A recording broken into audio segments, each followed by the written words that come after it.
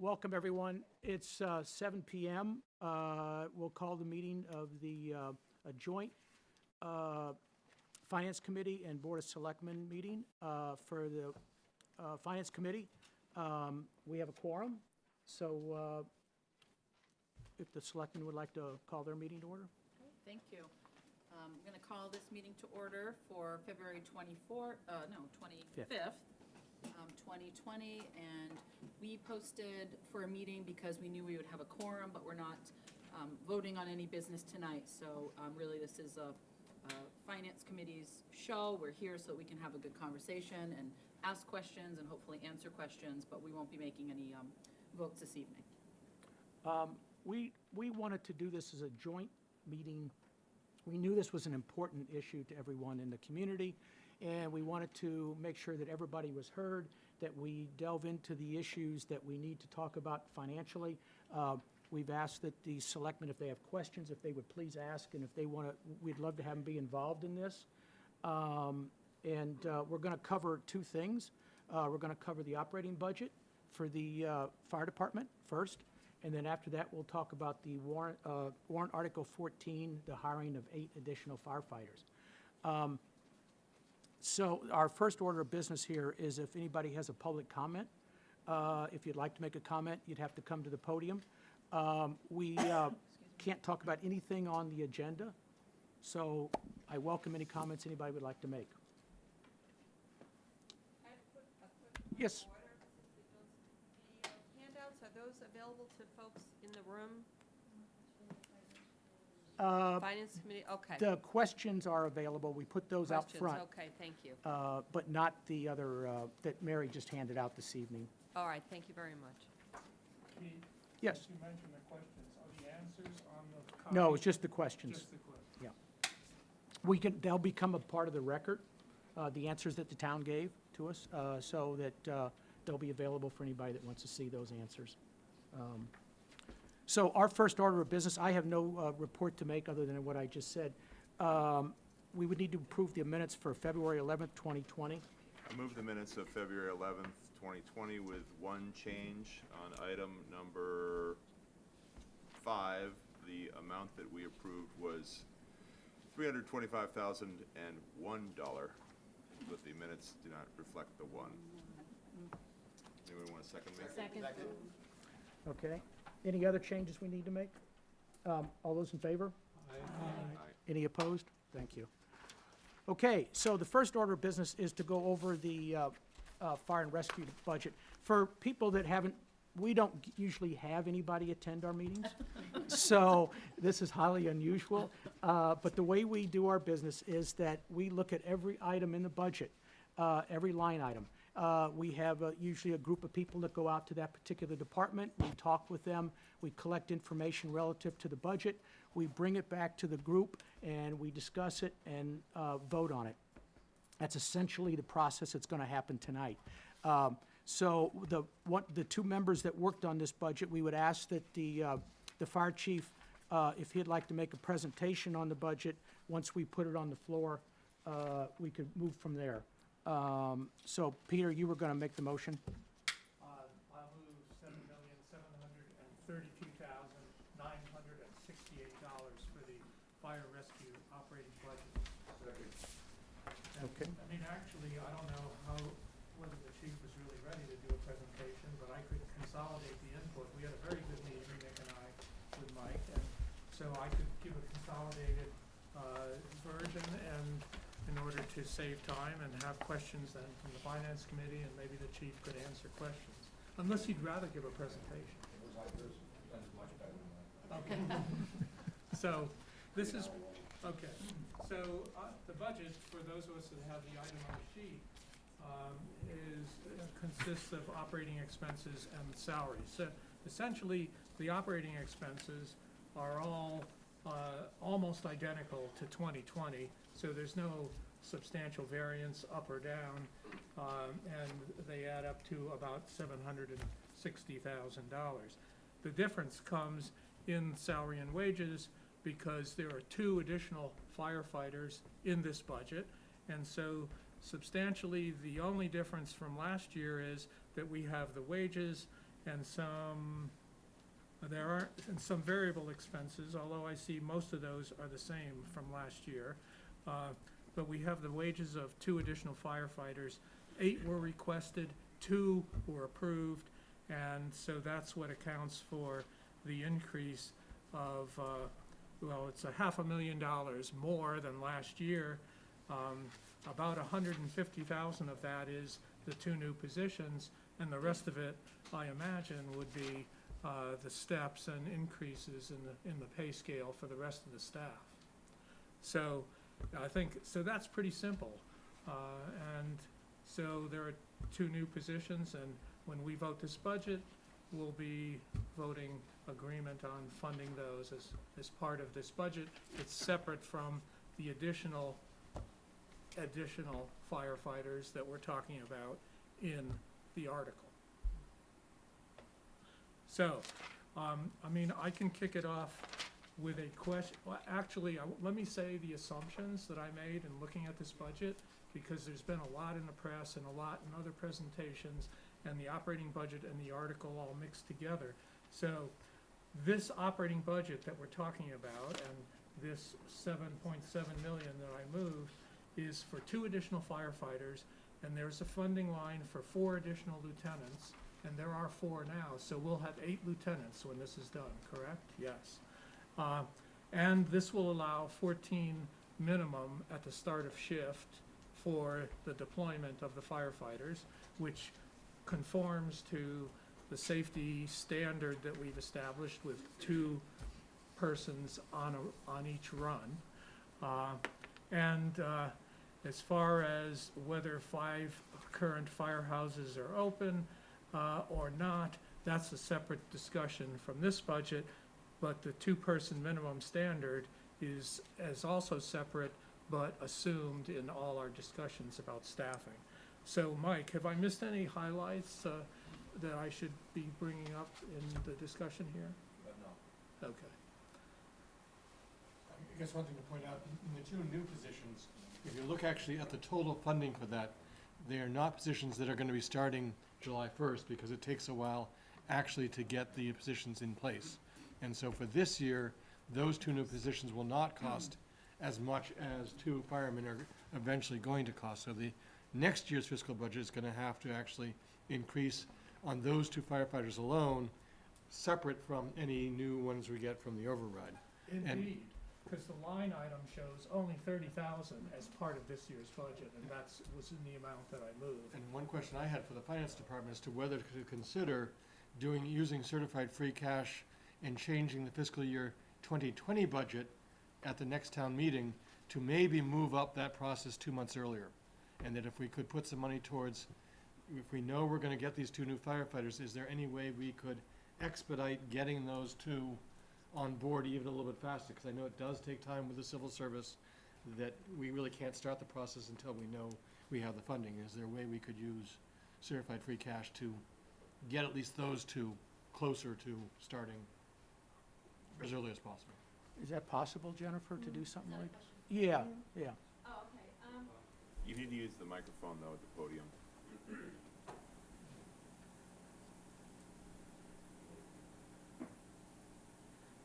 Yes, we actually, when we had the, during our process of putting the budget together, we do have all the department heads come in, and we had a lengthy discussion about this, and we started funding it January 1st, because there is such a lag time before they can get on, they can be on the payroll and they're actually ready to work. We did the same thing for the police department, so we have 2 police officers that are starting January 1st.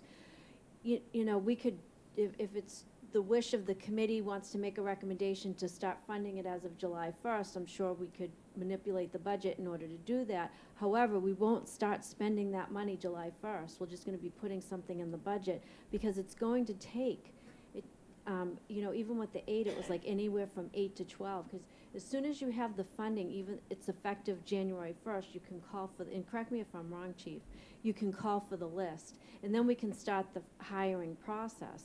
And there is enough money in the budget to sustain that. So we would be able to start the process right away, right after April, because it is effective July 1st. You can put more money in the budget, but I'm just letting you all know that you won't be spending it. You can still start in April. Yes. With the hiring knowing that the budget's gonna move forward. Yes. Okay, great. So the real question then, the question that Doug was asking going to Mike is it possible to hire someone before July and get them going? And the answer is really no, I guess.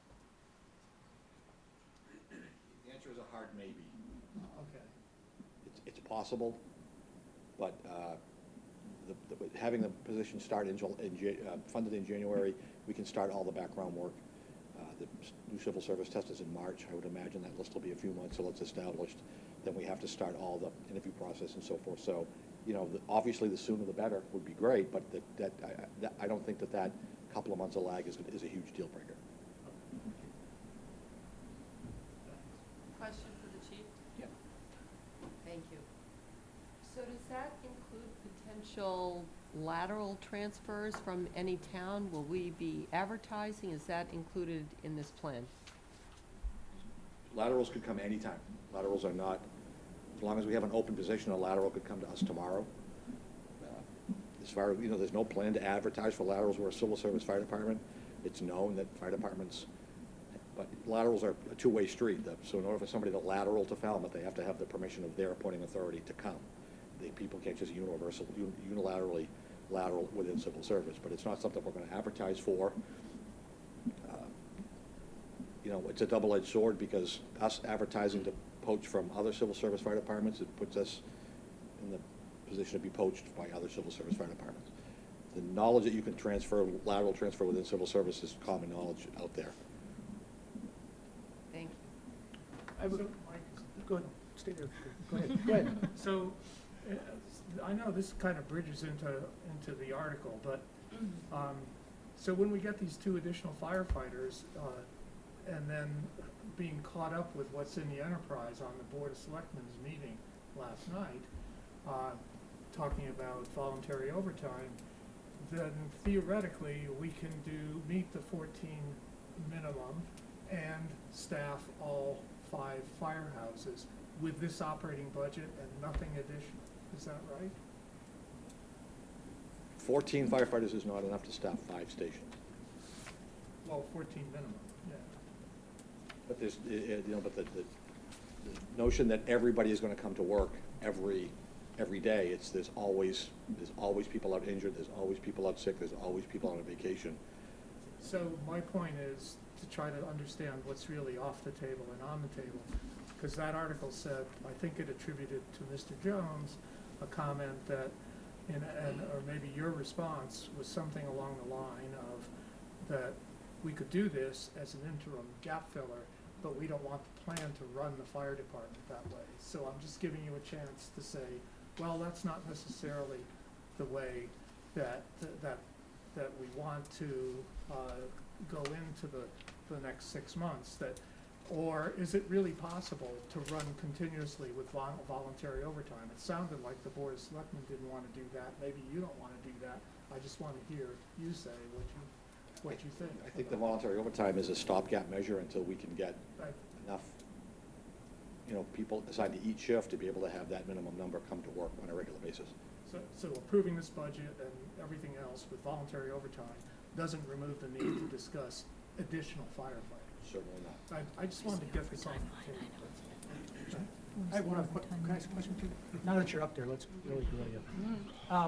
With the 4 lieutenants that you promote, does that take them out of the line No. staff? What does that do? Could you explain that? It's 4 firefighters that will be promoted to the rank of lieutenant.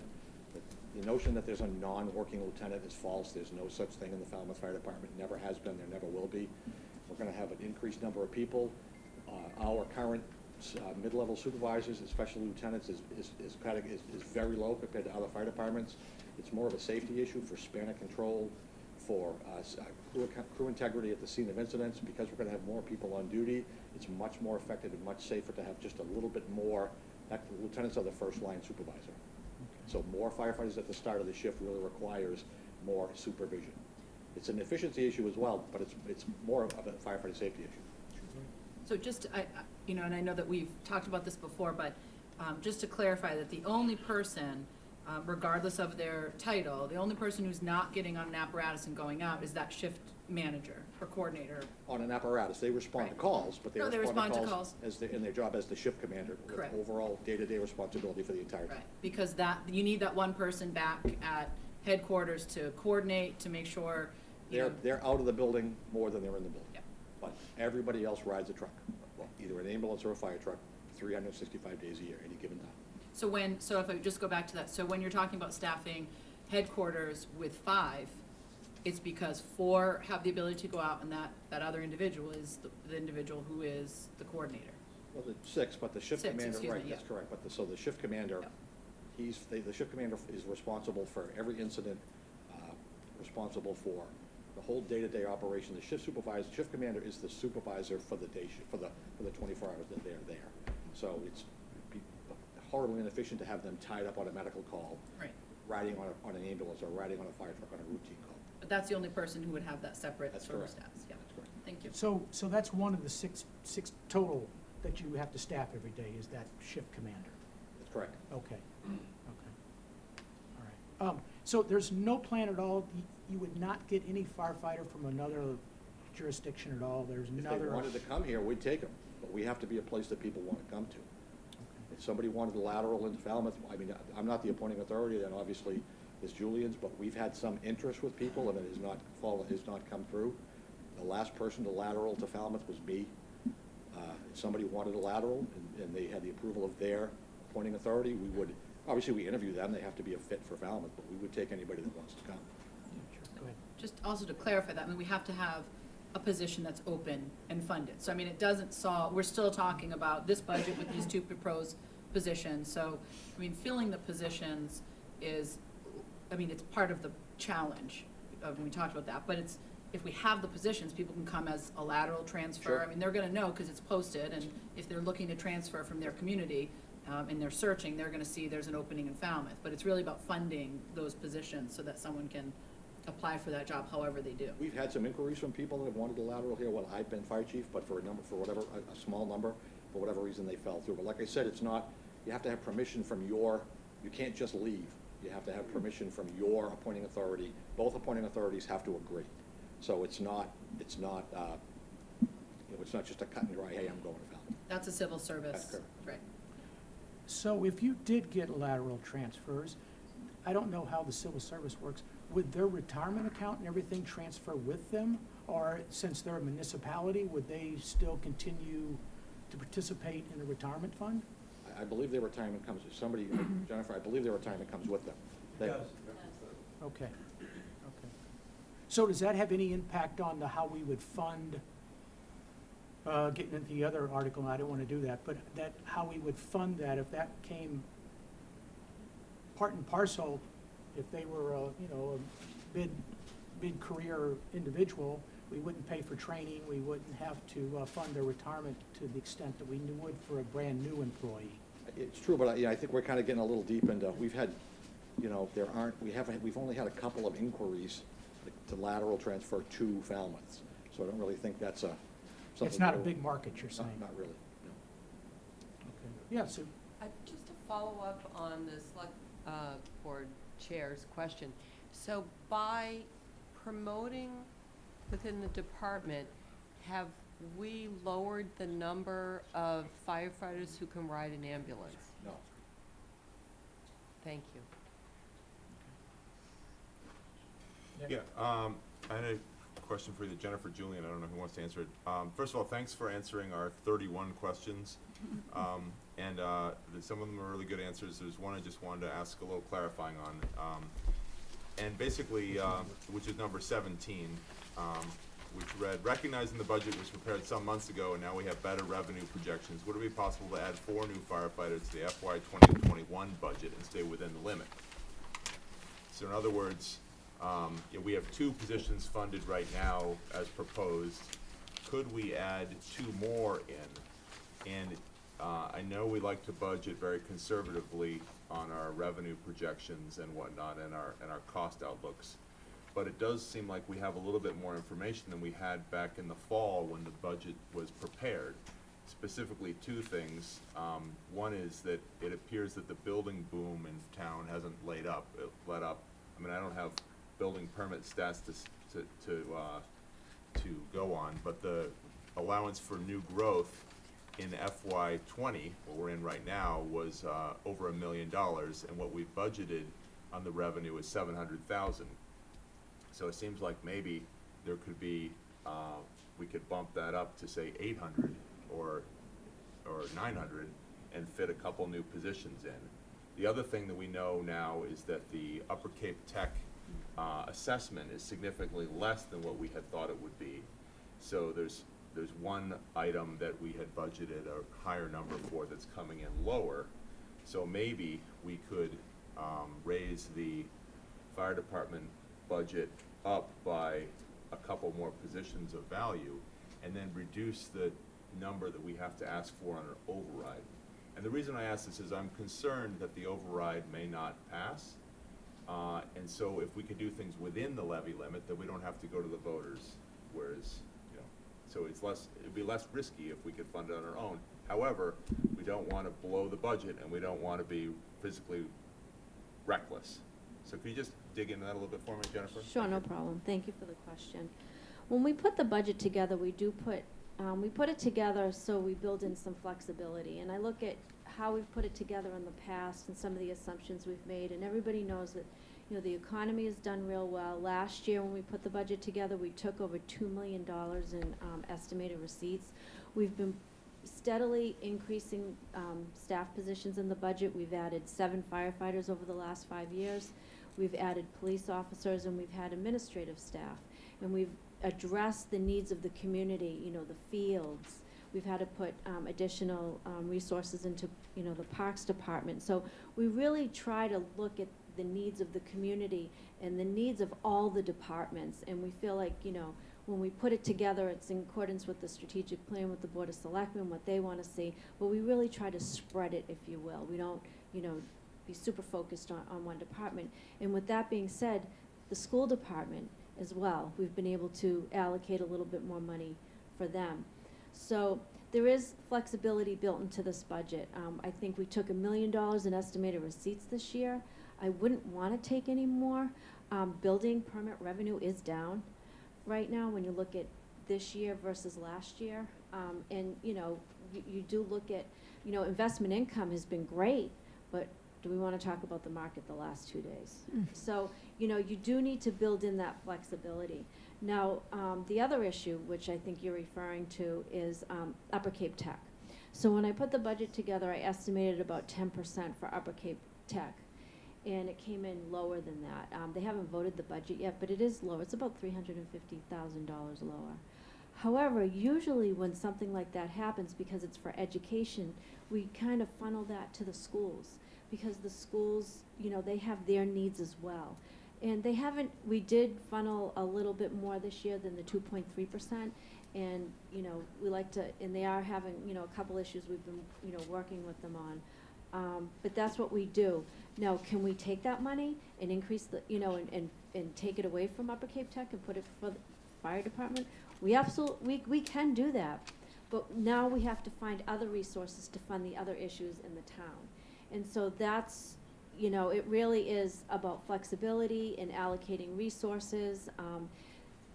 And, again, when we put the budget together, the police and the fire, that's why we started them January 1st. And so I'm not saying you can't do that, but I just want everyone to understand, how we approach it. And another important component is that, so what else has come up, since we've put the budget together, and we've talked about, as of July 1st, having voluntary overtime for the firefighters, for 2 firefighters to start the shift in West Falmouth, and I understand that last night at the Selectmen's meeting an MOU was signed. And so we also have other components of that union agreement where it would help our overtime. So, we're not quite sure. I think it will offset, but also that capacity in the budget for Upper Cape Tech, I might need it, and we might need it in November. Because now we'll have the summer behind us, and we'll want to see how this works out, on the voluntary overtime. How did it work out with callbacks and mid-shift? So there's a lot of moving parts here. So that's, our thinking on it, and I hopefully that did answer your question. Also to answer that, if we funded 4 new positions starting January, that would affect fiscal year '21 budget. And also, we'd have to increase fiscal year '22 budget to make up for the only partial year of those 4. And so we would be getting ready to make sure we had another fairly significant bump in the budget that has to fit within the 2.5% there also. While the override at least does make the increase permanent for every year to fund them. Sue? Just a reminder to our committee and to Jen too, the Upper Cape VOC is a formula. And our savings this year were not because we have less students by a great number. It's because Bourne's formula went up because they had a lot of growth. So when we have a lot of growth, it's gonna be us. So there's no guarantee that this is gonna be more than a 1-year lapse in what we pay at the VOC school. And that's a good point, Sue, because if everybody remembers, probably was about 4 or 5 years ago, we had a dip. So we funneled some of that budgeted money over to the school department because, they really needed it. But then the next year, the year after, it went up 10%. I mean, it really, It's not a consistent. we don't have a smoothing mechanism for decrease that. that's gonna Exactly. stay there. No, you're right. Any questions down there? Oh, sure. I'd just say in support of Nick's idea that we must be doing well on the snow budget this year as well, so.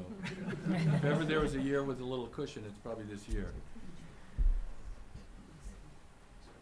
Except we don't really fund that. Would you please knock on wood really quickly? There's no wood here. Right. But it's next year's budget we're talking about. Yeah.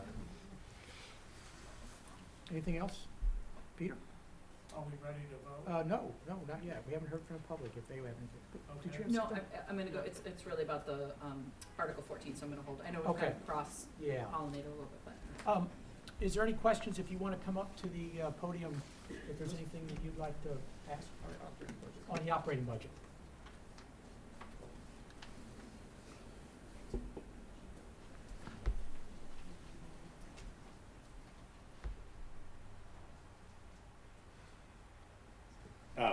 Mark Finneran, this seems good a place as any to ask it, as opposed to waiting for Article 14. We have 2 new firefighters in the budget. Recently, we've heard that, as this says, we've added 7. We've also heard 8 and 9 over the last months, new firefighters. I'm just wondering why we haven't taken advantage of the SAFER grants, which is $100,000 in the first year for all of these firefighters. No one seems to have gotten an answer for that. I mean, with quick math, it looks like we've left $1 million on the table plus. So I'd just like a good explanation as to why these positions haven't been funneled through the SAFER grant program, however it is done.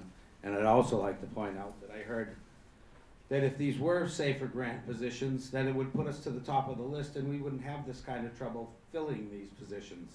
And, we can fill 2, we can fill 4, 6, 8, 10, whatever. But I'd really like an answer as to why we haven't taken advantage of free money. Can I ask you a question before we go, just to clarify something you said? You said put us at the top of the list. What do you mean by top of the? If it's a what- SAFER grant firefighter and it's a granted position, Mhm. you get the first choice coming out of the academy or whatever. There's some incentive to make them, is that correct? I've heard it was anyway. Information seems to be a little short on this. The Mass Fire Training Council, which sets the policies for admission to the Mass Fire Academy, recently amended their bylaws to hold some slots for communities that are funding positions through SAFER grants. It doesn't necessarily mean it puts us to the top of the list, but it is, we are, right now, we've got people that are ready to go to the academy that can't because there are sort of some John Doe positions that they're holding, which is relatively new. It never used to be that way. So it wouldn't necessarily put us to the top of the list, but they are holding slots. Because the SAFER grant's got a window, they decided that they would hold slots for departments that get SAFER grants. It's not quite put us at the top of the list, but would move us up. I just want to do one other thing, though. The academy did just open up a third campus in Bridgewater. They're running their first class right now. It's a class of 14, which is a traditionally very small class. As they improve the infrastructure at the Bridgewater Academy, those class sizes are getting bigger. But the academy holdup right now is a bit of a problem. Yeah, sure. So the SAFER grant, it's a really good question, and it's a little bit complicated to answer, but the dilemma that the SAFER grant poses for Massachusetts municipalities is that it provides 2 years of full funding and then 35% in the third year, and then none. So what that means is the town needs to know for sure 3 years down the road, you're gonna have 65% of the money necessary, and 4 years down the road, that you'll have 100% of the funds necessary for each position. The other challenge that the SAFER grant presents is that you cannot use it to supplant existing budgeted funds. So, you know, we have a very creative and capable finance staff, and we could put together a plan that says, okay, we'll set the money aside for this, knowing that we have this obligation coming later, but the SAFER grant says you can't supplant the funds. So it's not clear that we can do that, and it's even more clear in the current situation that we're facing, where we want to add 8 firefighters all at once. And we cannot look ahead 3 and 4 years and say, yeah, we know for sure we can take on that additional $1 million cost, whatever that number is in that ballpark. And likewise, the override, the Prop 2.5 override law, does not allow us to say, okay, we're going to approve an override now, but we're not going to raise the taxes until we need it 3 or 4 years down the road. Prop 2.5 law says if you vote an override, you have to raise the money that year for the purpose that you stated. This was carefully litigated is not the right word, but the town of Barnstable explored this many years ago because they were faced with this same dilemma of how do we try to take advantage of the SAFER grant and know that we have a reliable, long-term, sustainable financial plan to add the firefighters. So alternatively, what we've done is we've used the budget discipline and the long-term view to add positions. And let me clarify the question on the number of positions, because there are different numbers that have been stated for different timeframes. So we have added over the past 4 years 7 positions. There are 2 more in the proposed budget that would bring us to 9.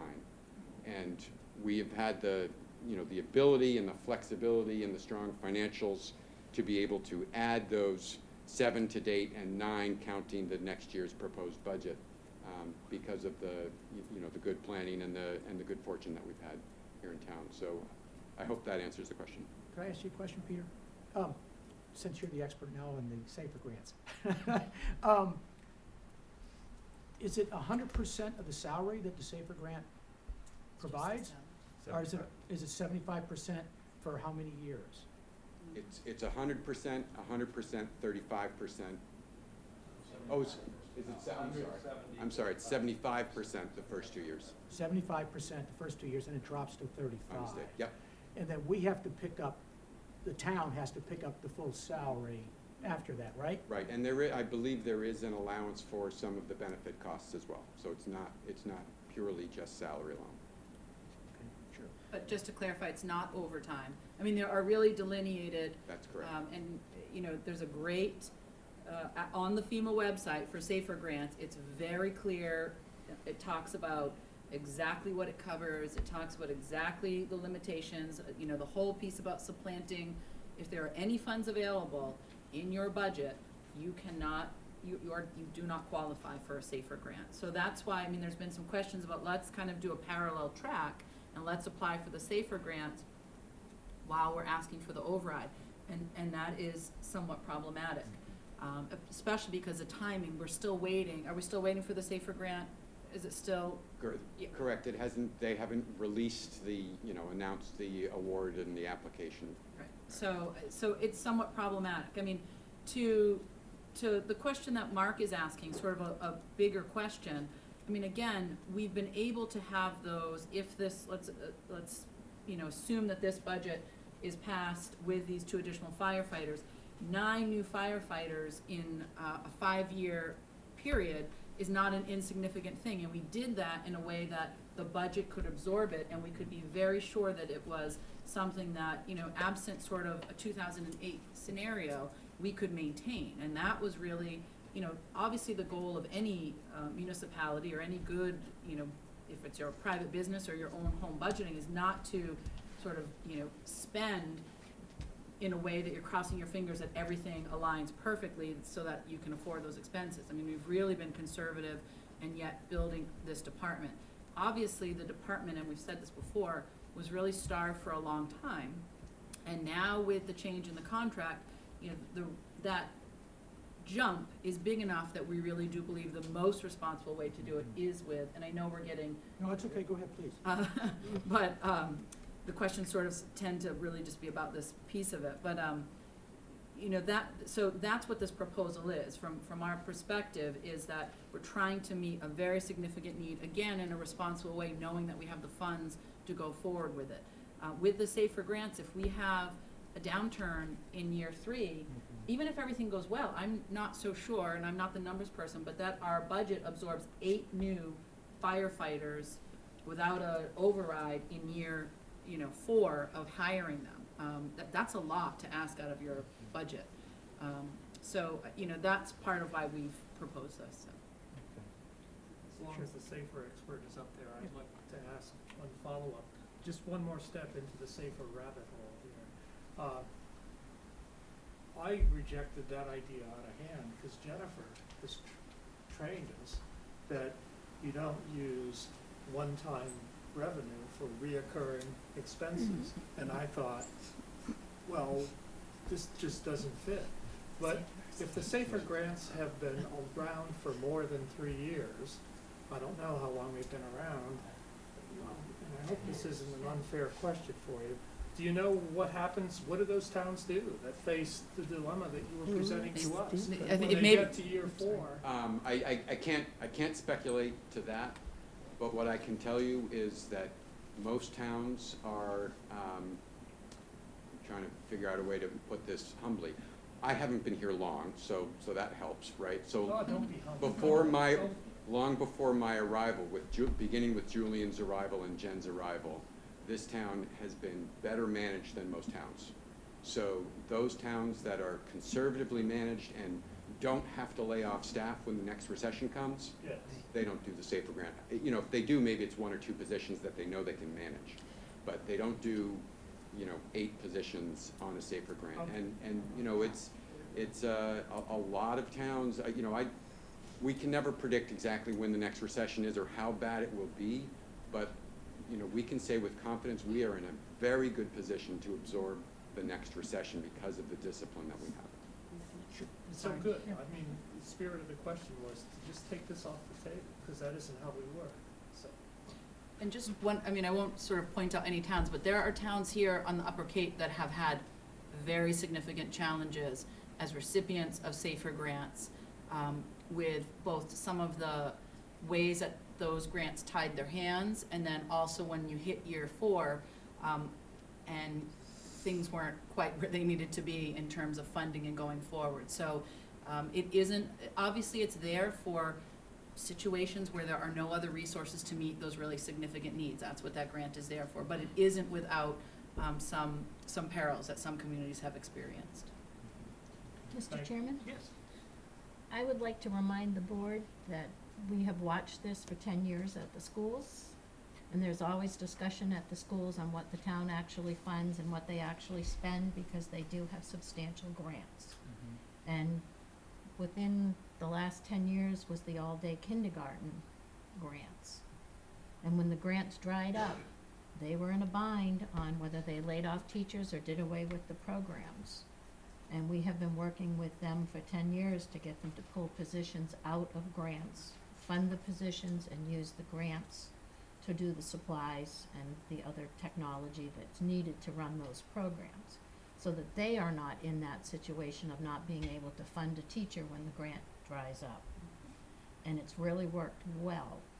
And I would reassure the public that we press the fire department at every opportunity to apply for every grant they can for every piece of equipment they can. But staffing is not something that this board usually supports out of a grant.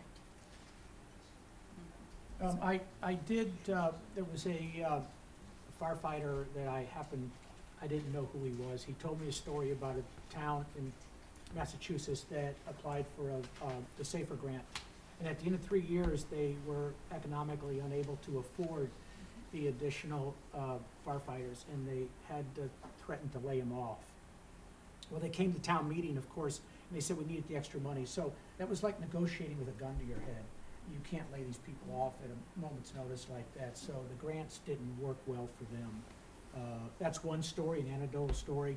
But I think that using a grant to pay salaries is a pretty dangerous thing to do for a town. And, anyway, any other thing on the grants? Yes, go ahead. Thank you. I'm a little confused because in one moment you're talking about being fiscal responsible, and then in the last 40 minutes, one of the most common used words is overtime budget. I would love it. I think there's only a few people in this room that's employed by the town. What I'd like everybody else to do is tomorrow, when you go to your jobs, I'd like you to go to your boss and ask your boss if you could increase the overtime budget. You'd like to put overtime budget into the line item, into salaries. And I guarantee you, none of you are gonna get that approved. Overtime is for clear emergencies. But you guys are talking about funding West Falmouth and on an overtime program. You're talking about paying 1.5 times somebody to do a job that if you efficiently and effectively managed your schedules, you wouldn't need overtime. You're asking the townspeople to pay more than they have to. The reason any company runs into overtime is it's because they are not effectively managed and they're not scheduled correctly. I brought this up before. I don't run a fire station, I don't run a fire department, but I run 80 separate schedules. And I'm telling you, I run 1.3% in overtime. I put in a call to your chief to have a discussion with him. It's 3.5 weeks, I'm waiting for a call back. I'm not saying I'm an expert, but I am asking you, please do not use the word fiscal responsible and then start throwing around paying for things in an overtime budget. You're already spending more money than you have to. It's absolutely crazy. Thank you. Excuse me, sir. Yes. What was your name, please? Kevin Moulton. Oh, my phone number? Because the chief doesn't seem to remember it. It's 508-274-8580. Mr. Chairman, do we need to have these attacks on our chief? I think it's a level of disrespect that's unnecessary.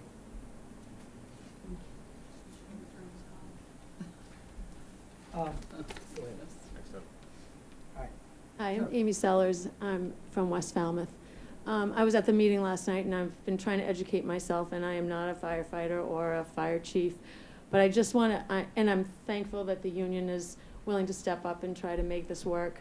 My question is, I was under the impression that once the lieutenants were promoted, that they did not ride on an ambulance, and the chief said that that's not true. So I just want to make sure I understand that correctly. The chief is saying it's not true. Could you go ahead and get up and? Will you just go? Would you mind? I think they go in their command car. don't they? Yeah, they ride on ambulance. Thank you. Chief, do they actually run in the ambulance or do they go in their command car? It depends on the circumstances of the call. Because If there's that a- might if be there's an where ambulance some of left, the it's a lieutenant and a confusion is. captain, and the ambulance is left and there's a medical call, they get in the ambulance and go. Oh, okay, Everybody, I could get in an ambulance someday. I mean, everybody. okay, at thank you. Any point, any given day, during any circumstances, anybody can find themselves in an ambulance. Just to follow up on that SAFER grant, I don't really understand it, or maybe I'm not even willing to accept your answer. Because, if we've hired 9 firefighters in the last 5 years, had we used the safer grants for half of them, and in the future, we had to lay some off, we'd just lay off the ones that didn't get hired with the safer grants. And again, we're leaving $1 million on the table. You logically, maybe I'm missing something. Can this is what I wanna try to understand. I mean, the goal is not to hire people and cross our fingers and then lay them off, whether it's our Safer Grant employees or someone else. I mean, the goal is to build a fire department. We have, you know, the goal is to have people that are there for as long as the chief has been there, for as long as a lot of our lieutenants and a lot of our firefighters. It's not to have someone for a couple years and then we run out of money and we have to lay them off and we're back to where we are and then maybe we apply for another grant. I mean, the goal is to, you know, steadily, responsibly build a fire department, build the morale in the fire department so that, you know, people want to stay here, because that's been a challenge, so that people feel good about their position. I mean, that's the goal. It's not responsible to, you know, use a safer grant if we can't, if our budget doesn't support that down the road. So I mean, I understand this, it's really tempting to think about the fact that, okay, we could have gotten all this free money, but it's not free. In year 4, we have to fully fund that. And that money has to come from somewhere. And it's not like you're socking, you know, you're not squirreling it away, because you have to not have it available in your budget in order to have those grants. So again, it's not a silver bullet. And so we're building it in a way that's responsible. I mean, you don't have to accept it, but that's just, I don't, that's I'm what. sorry, I don't. But you know, I mean, if you did it half and half, I mean, we're not gonna lay off all the firefighters that we hire. The union's not gonna allow it. I mean, to leave these grants on the table, I'm sorry, nobody why would we- sufficiently explained it to me yet. I just, you know, just one thing, I hear what you're saying. why do they have them? No, And why do they structure it like this? If the town's on the edge and they need something, they soften the blow. And then you work that into your budget after 3 years, you know, they pay for the first 2. I mean, logically, I haven't gotten a good explanation. I hear exactly what you're saying, and I could understand that there's money there, let's take advantage of it. Absolutely. But I think what I'm also hearing is, we're trying to build a professional department. I wouldn't come to a department if I knew I would possibly be laid off in 3 years. I think you'd have trouble getting people to come here. If you could somehow get that money and then know that you could pay for it in 3 years and 100%, I think that's a gamble that I don't know that we should be willing to take. But I'm still, so, Let me tell you, gamble as- halfway. 4 of them should have been, safer grants, in my opinion, and I've still yet to have somebody explain to me why we left that money on the table. Okay, thank you. Mary, go ahead, you have something? I'm wondering on safer grants, is there any additional eligibility requirement for it? For instance, I'm under the impression that safer grants are for communities that are constantly in financial trouble. So is there some measure of financial stability in a community that might make you ineligible for safer? I don't know. Peter, do you know much more on the eligibility requirements since you've been designated the Yeah, expert? Question. Speak louder. Do you have to be financially disadvantaged town to get a safer grant? Yeah, that's basically the question. You have to use the big one for the room. I'm sorry. Panelists, please use the microphone. Yeah, yeah. Depth in the attic. They were using the wrong one. This one is just for FCTV. And so. these are for I'm amplification. under the impression that safer grants are available for communities that are in very straitened financial conditions, and that they need them just to cover basic emergencies. And I'm wondering if there are some provisions in the safer grant on eligibility, because we wouldn't want to get ourselves into a straitened condition and lose our bond rating just to apply for some grants that are problematic. So honestly, I don't think any of us have studied all of the requirements of the SAFER grant closely, because we never What we looked at closely was the supplanting of funds challenge that is a hurdle that we just couldn't get over. What I do recall from glancing through the literature that we looked at is the communities that are below NFPA standards, National Fire Protection Association, I think is what that stands for, have a priority. So, we would be in a good situation in terms of the need, but again, it's just a matter of that dilemma of putting together a responsible financial plan that you look out 3 and 4 years that is sustainable. That's the hurdle that we can't seem to get over. I've looked at it, I mean, I'm not an expert, but I've looked at it quite a bit.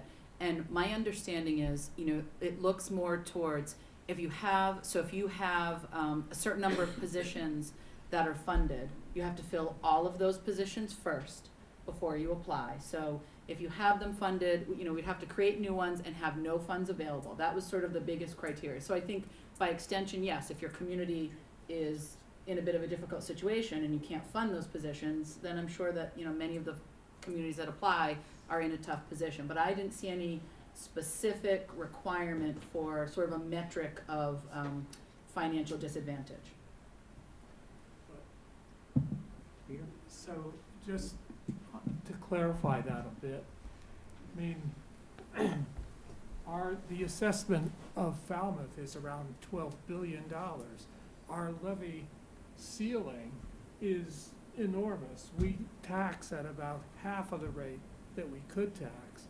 And so I would think if you're financially disadvantaged, you've also run out of taxing capacity as well as needing to provide basic public services. I'm not sure that we would ever know, so help me with this then.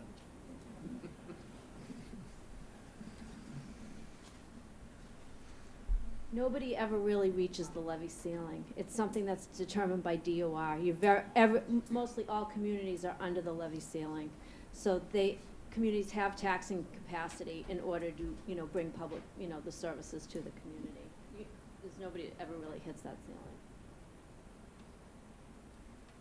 So I guess I'm sorry, I don't want to go too far down this hole, but I didn't express my question well enough then.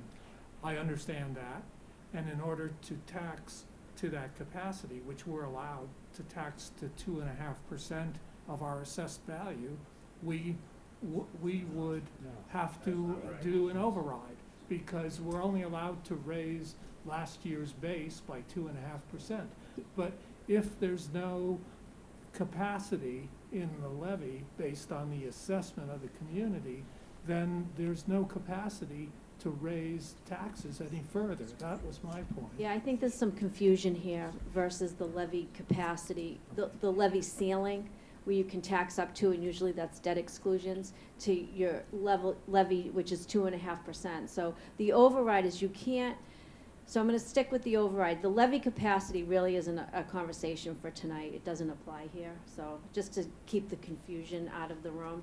The override, 2.5%, you have a levy. That is what we bill the community. We bill the community, I have the amount right here, I think we bill the community 97 million, so we bill that. Every year, we are allowed to increase that billing by 2.5%. I understand. That's without going to the ballot.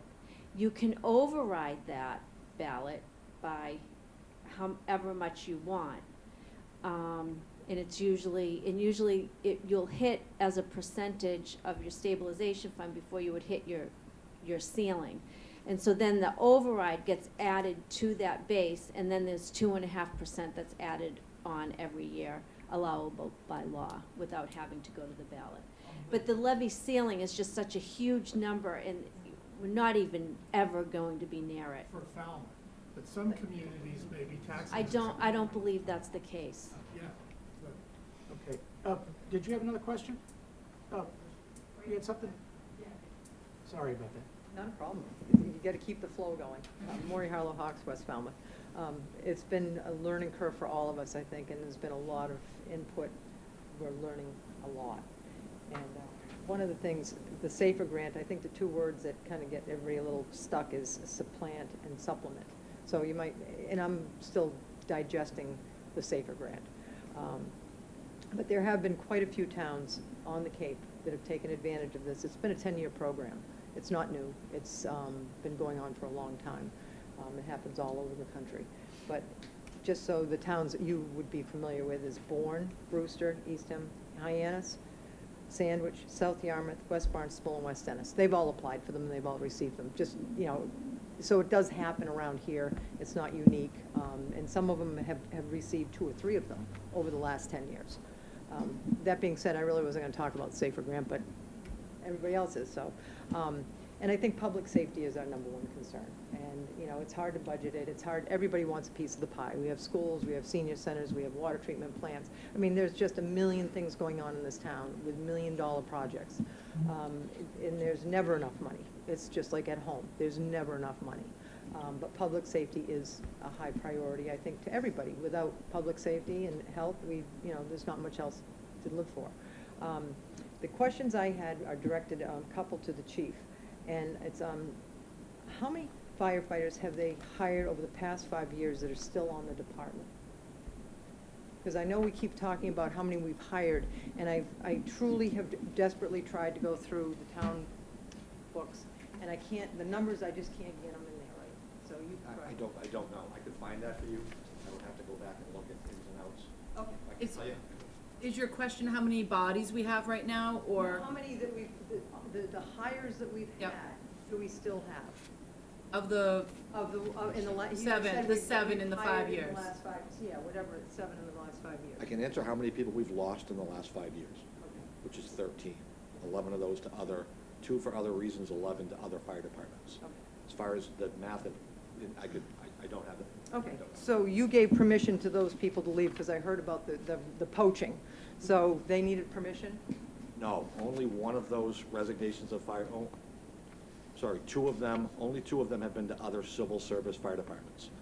The other firefighters that left to other fire departments were straight resignations that went to non-civil service fire departments. Okay, so it's just civil service to civil service, got it. Okay, see, I'm learning more every day.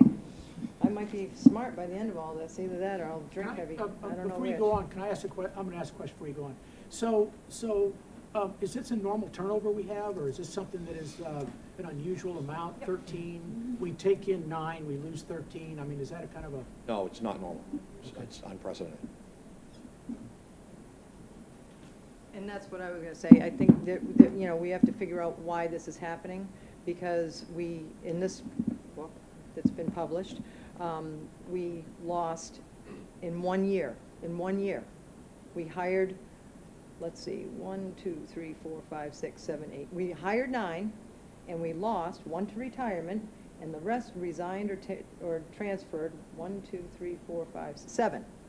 So that's, you know, you're not gaining. It's sort of like 40B. You're just not gaining, so. No, and you raise a great point, and Yeah. I think, I don't want to speak to, obviously, each Yeah. one of those individuals is I don't either. is a separate employee, but Right. from the conversations that I've had with some of those individuals and folks that are still in the fire department, a huge reason is exactly the staffing model that is now going to change. Because very few people want to go to work and be put, particularly in the line of work that firefighters are in, and be put in the position of going out over and over again, one person on a piece of apparatus. And for, you know, younger folks who are coming into it, it's not a good way to learn, not a good work environment. I And so think that's unfair to say that it's being one person on one piece of apparatus, because all of these people that left were not at West Falmouth Fire Station. So I just think that's an unfair statement.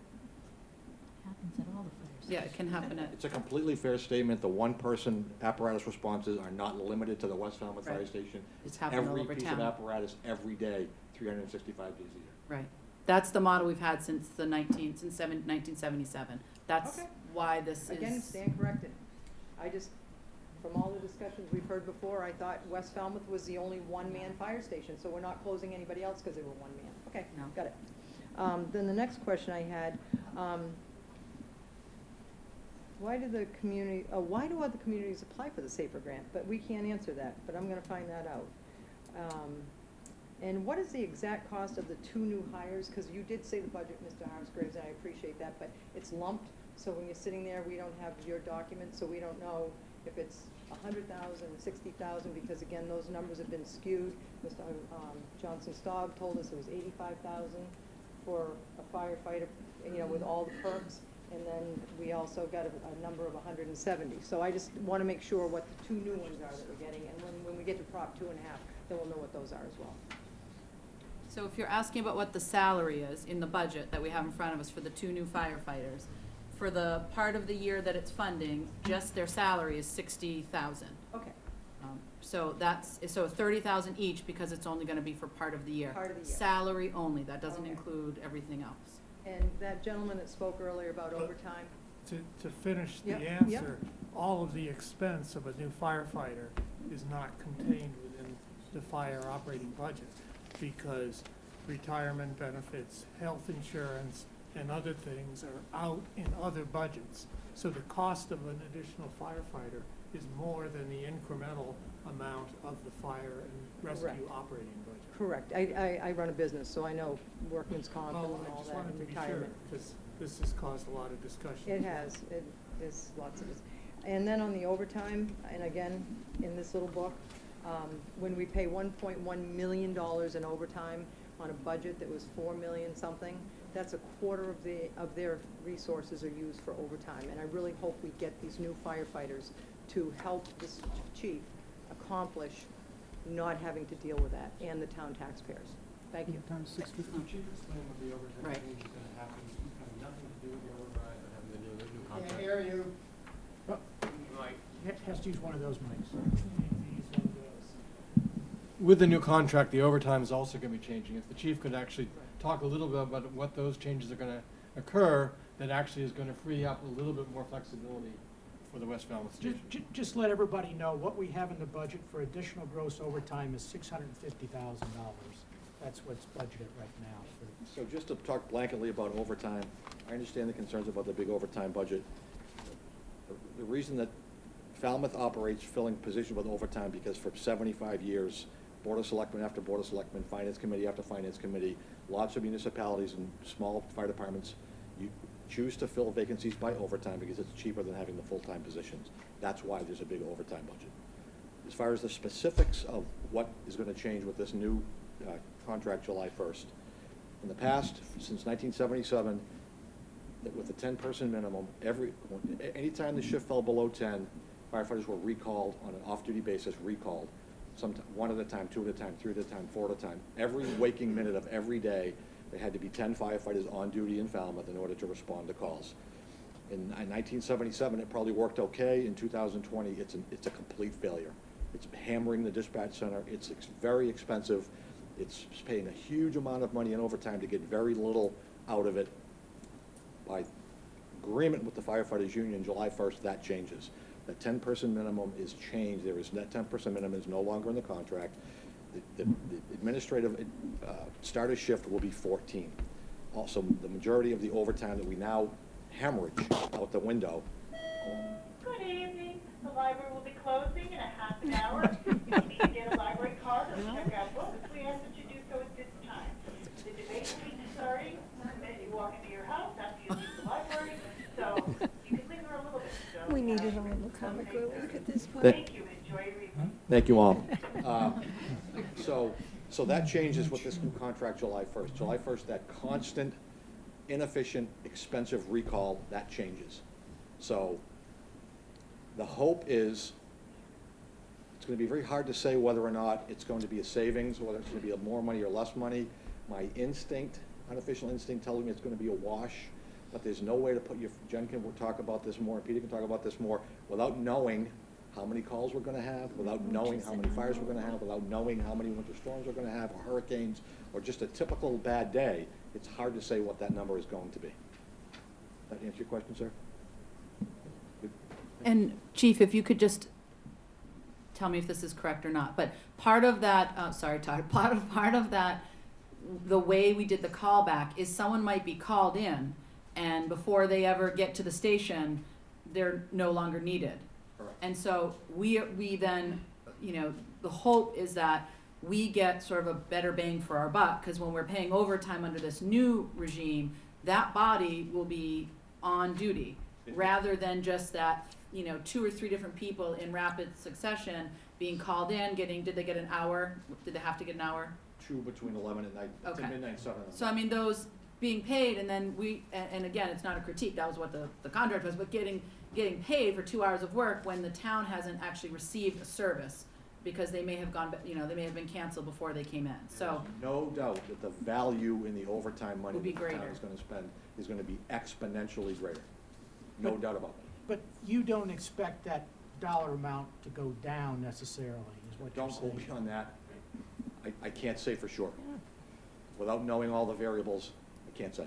I don't believe Jen, who's crunching numbers, I don't think we can say for sure. Well, I'm just looking at the budget for what was expended in FY 2019. It was $977,000 and change. And we normally budget about $650,000, it looks like, so. Yeah, is so, that- the issue really, when you look at the fire department over the last 3 or 4 years, is that when they've had vacancies, you've had additional money in the regular salary line item, and that's been able to cover the overtime. So if you look strictly at overtime, you really need to look at how many positions were open. Okay. So you might have a high overtime, but the other line item would cover that, and that's, how we look at that. Is some of the uncertainty about the overtime budget right now because of the agreement to keep the West Falmouth station open? Is that why we may not see a savings compared to? Possibly. Okay. But, the other issues that, and we look at this every year, I just was looking at it for the April town meeting, is call volume, and that's hard to, you can predict it possibly on the past. You can see, that it's increased, but it's really when calls come in right after each other, because then everybody has to go to the call, so you have to call back people in overtime, and, in order to staff it. And so it's something we look at, and especially when you look at July 1st, well, we're coming into the summer months where, you have a lot more call volume in the summer than you do, in the winter. And so we're going to look at that, there's some room. We're gonna keep a close eye on it in the summer. We're going to see what happens. We have a November town meeting before we set our tax rate. And I'm confident that, we'll be able to definitely address whatever need there will be, if there is one. Okay. One more question? Sure. My name's Todd Taylor, and I'm from West Falmouth. I just had a question on, since we're talking about the overtime. At the selectmen's meeting last night, they entered an agreement with the union on a voluntary basis to staff the West Falmouth station. And I'm not so sure you guys realize how much money that is if the 2 firefighters are hired every single day at that station. It varies between $780,000 to $850,000 to hire 2 firefighters on a daily basis voluntarily.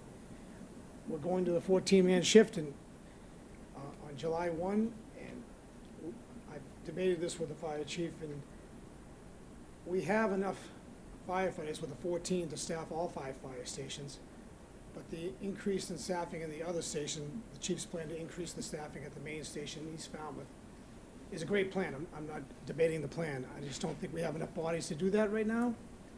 And are we gonna, shell out $850,000 on a voluntary basis of the taxpayers' money when we can staff it with on-duty personnel now at no cost to the taxpayer? It's confusing. We don't have the guys to implement the chief's plan now. We have the guys to staff the fire stations with 2 guys, but we don't have the staff to add the additional staffing at the other 2 stations, which I'm 100% supportive of upping the staffing in those stations, but we don't have the men right now. Hopefully, the override will pass. I'm not that confident with that.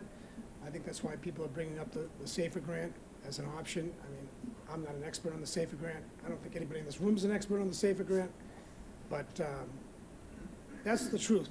It could be up to $850,000 on top of your budgeted $650,000 worth of overtime. That's a lot of overtime, when we could not implement the plan until we hire the additional staffing to do that at no extra cost to the town. That's all. Thank you. Next. Can we have an explanation on that? Oh, sure. I think that's a crux of an issue and I Sure. think concern with the community. Yes, when you hear those numbers, they're very high. And so, through our meetings with the chief, and we look at the overtime budget, they have been staffing, the Woods Hole. And if I say something here that isn't correct, chief, just correct me. So they've been staffing, bringing somebody in on overtime for Woods Hole. And that hasn't killed the overtime budget. They've been able to do it 80% of the time. Now, part of that issue is overtime. When do you spend the overtime? And so summer it gets busy. It's really, overlapping calls and that pressure on the fire department when you have that call volume, when it's overlapping calls. So again, we're going to look at it. I hope it's not $800,000, but if we've been able to do one at Woods Hole and be able to fund that for 18 months, then with the changes in the overtime, callback, we know there'll be a savings and it will be more efficient. We feel that, it could be a wash, and we might need a little money in November, but we'll look at it. But I don't think it's going to be, is it exorbitant of the number that's been thrown around, and particularly what's in that questionnaire. For those reasons. Okay, and what about the staffing piece? The idea, if the plan waited, we have sufficient staffing now to not use overtime. We need an explanation then. I think that's for the Yeah, I'm chief. not quite sure what you're asking on that. We have a union contract. The designation of 6 and 4, Main and East, as opposed to 4. So you want, Todd's question. so why are there gonna be 4 people in East Falmouth? No. Todd's question essentially said that we have staffing right now to staff all the fire stations. That's not correct. Okay. And the reasons? With 14 at the start of the shift, 14 is barely enough for 4 stations. In order to maintain 2 people in West Falmouth, I would have to strip 2 firefighters from either headquarters or East Falmouth. That's 80% of the calls. I wish I had enough people to not even be in this room right now, but we do not. It's going to require me to strip 2 firefighters from either one of those 2 stations. You weren't at the meeting last night. I'll repeat it again. Why headquarters? Why I'm not going to strip from headquarters. It's 50% of the calls. It's 4,000 calls a year. The headquarters fire district is a hospital. It's multiple nursing homes. It's multiple elderly housing complexes. It's 2 high schools, a junior high school, a middle school, an elementary school. 80% of the hotels in town. It's explosive growth. And to effectively strip out of headquarters would effectively close the headquarters fire station. So I don't think that's an option. To strip out of East Falmouth, you're going to take, as soon as the East Falmouth ambulance leaves on a call, that's 16,000 people. That's almost 30% of the calls, that half the town that will be unprotected. I do not have enough resources to have as many people out there as I would like to have. If I did, I would be doing that. But that's why it's 6 and 4 at the start of the shift. Those 2 people going, that's where 80% of the calls are. Okay, but aren't you really saying that there would be a delay in response time? Doesn't it work like the spokes of a wheel? When there's a call out, there sometimes is required to be a shift in personnel or equipment. Every day. And so doesn't But that we could, currently you know, happen we in could- West Falmouth, we right? could what if this out 8 different ways. I mean, I'm really not sure where you're going. I mean, it's, Just trying to understand the answer. So it currently happens right now if you, in other words, spokes of a wheel, the way the staffing works. So if they're, right now, it's, West Falmouth is the lesser staffed, and you're worried about lesser staffing the main fire station, for example. So the issue is, where does the delay in response time go, right? Over the entire town? so if 2 people leave the headquarters fire station on the ambulance, there's another medical call somewhere, that effectively leaves 1 person back at the headquarters fire station. That's a pumper, that's an engine, that's a ladder, that's the shift commander who may or may not be there. 1 is 0. Remember, 1 is equal to 0. So the headquarters fire station is effectively out of business.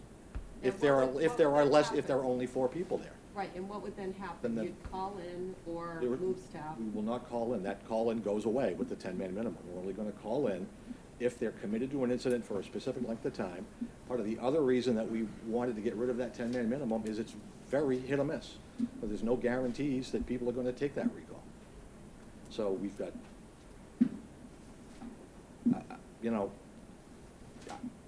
if the question is why that's why I'm not going to run short on Main Street.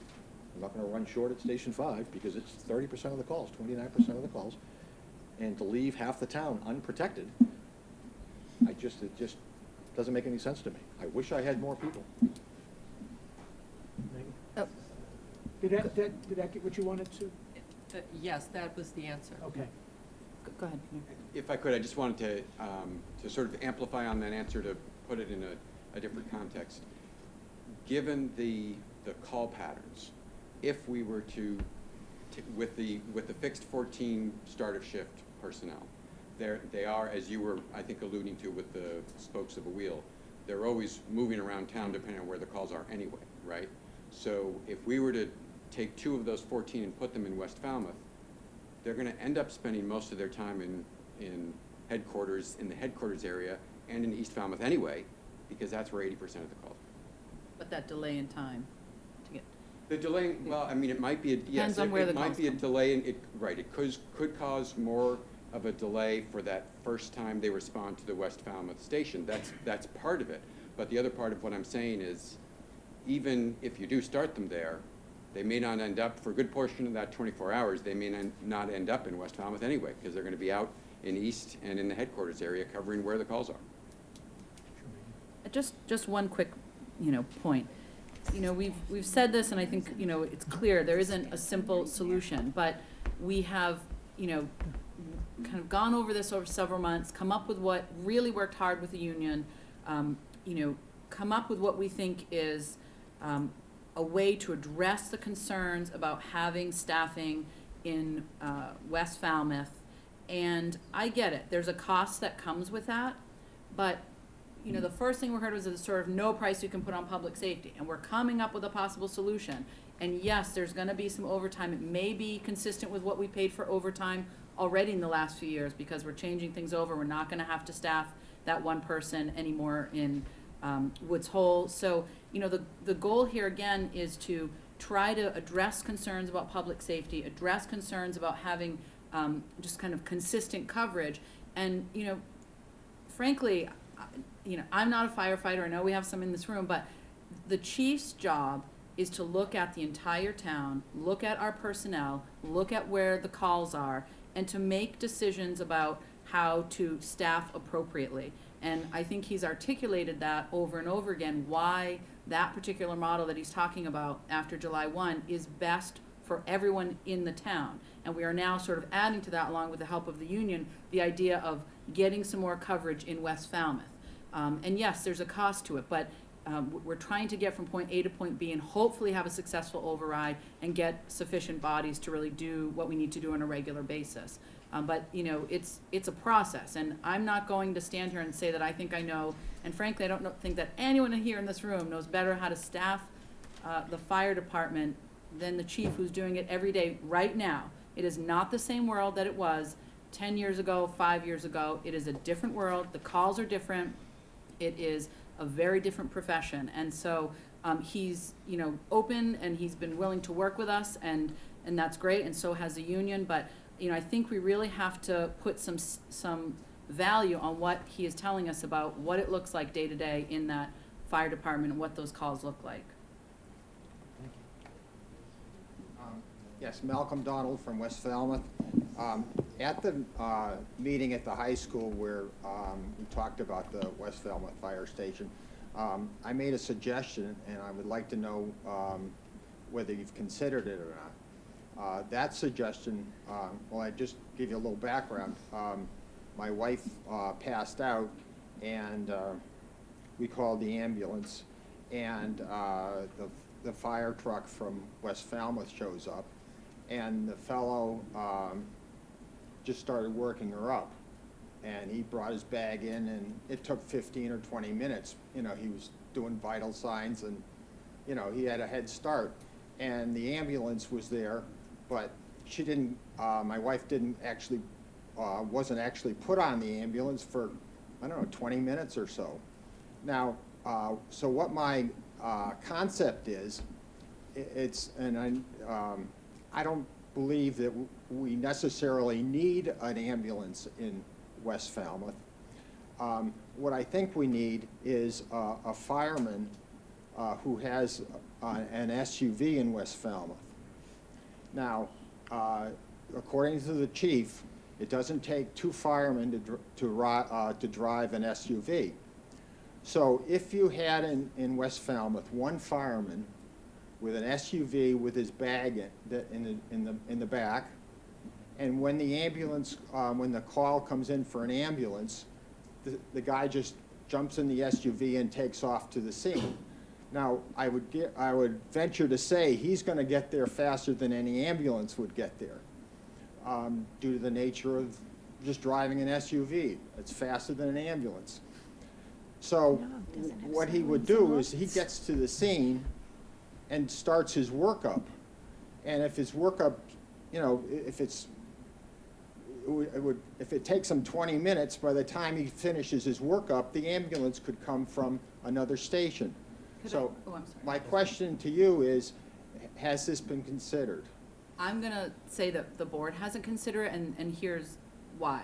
Someone calls in their emergency. I mean, it was really very lucky that that situation happened with your wife, right? But someone calls in an emergency, somebody's not breathing, they're going to send, and if that happens at my house and my 4-year-old stops breathing, I'm gonna be pretty upset if an SUV comes instead of an ambulance, because you're really crossing your fingers and hoping that that SUV and that individual, who yes is trained but doesn't have all the things that comes in an ambulance or in a fire truck, has the ability to respond to whatever that call is. I mean, again, the goal is to have a response that's appropriate and as, you know, robust as possible. And so that's why what we're suggesting gives you the most robust response. It's either gonna be a fire truck or it's going to be an ambulance most of the time.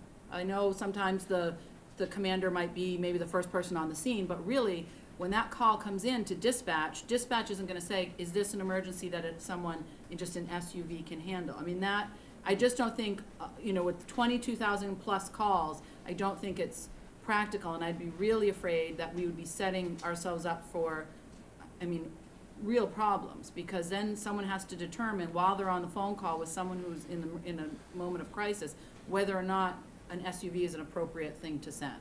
You know, what we're suggesting with this coverage is to have, you know, to work every day to try and have people in West Falmouth who are going, to firefighters, who are gonna respond with 100% of what Falmouth has, you know, in terms of talent and resources. So that's what, I mean, that's what this suggestion is. Yes, maybe it's more expensive than somebody in an SUV. I think it has all the problems for all the reasons I just noted. It's really problematic as well as the contract, because it's, you know, the contract has its own sort of things that are binding us. But I think in your situation, it was really fortunate, but that, I don't think it's a practical, I think you're thinking out of the box, but I don't think it's a practical way to really respond to all of those calls that we have. Well, what's the volume of necessary equipment? And that's number one. Number two, is the volume of equipment needed, could that fit in an SUV? And as far as the contract goes, according to the chief, the contract doesn't require 2 men to drive a SUV. So, I mean, if the volume of equipment that would be on a fire truck is the same, I mean, the volume of medical equipment that's on a fire truck could fit in an SUV. I don't think it can. I mean, I understand that you're kind of giving us a sort of this, like, let's play it out to the end, but I mean, an SUV is not a fire truck, and an SUV is not an ambulance. I mean, these things are hundreds and millions of dollars in terms of the cost for a reason. I mean, they are, you know, it's a mini hospital, right? I mean, Are you saying that, or do you know, or? Yes, we know I'm gonna that. have to really, you're beyond what we can address.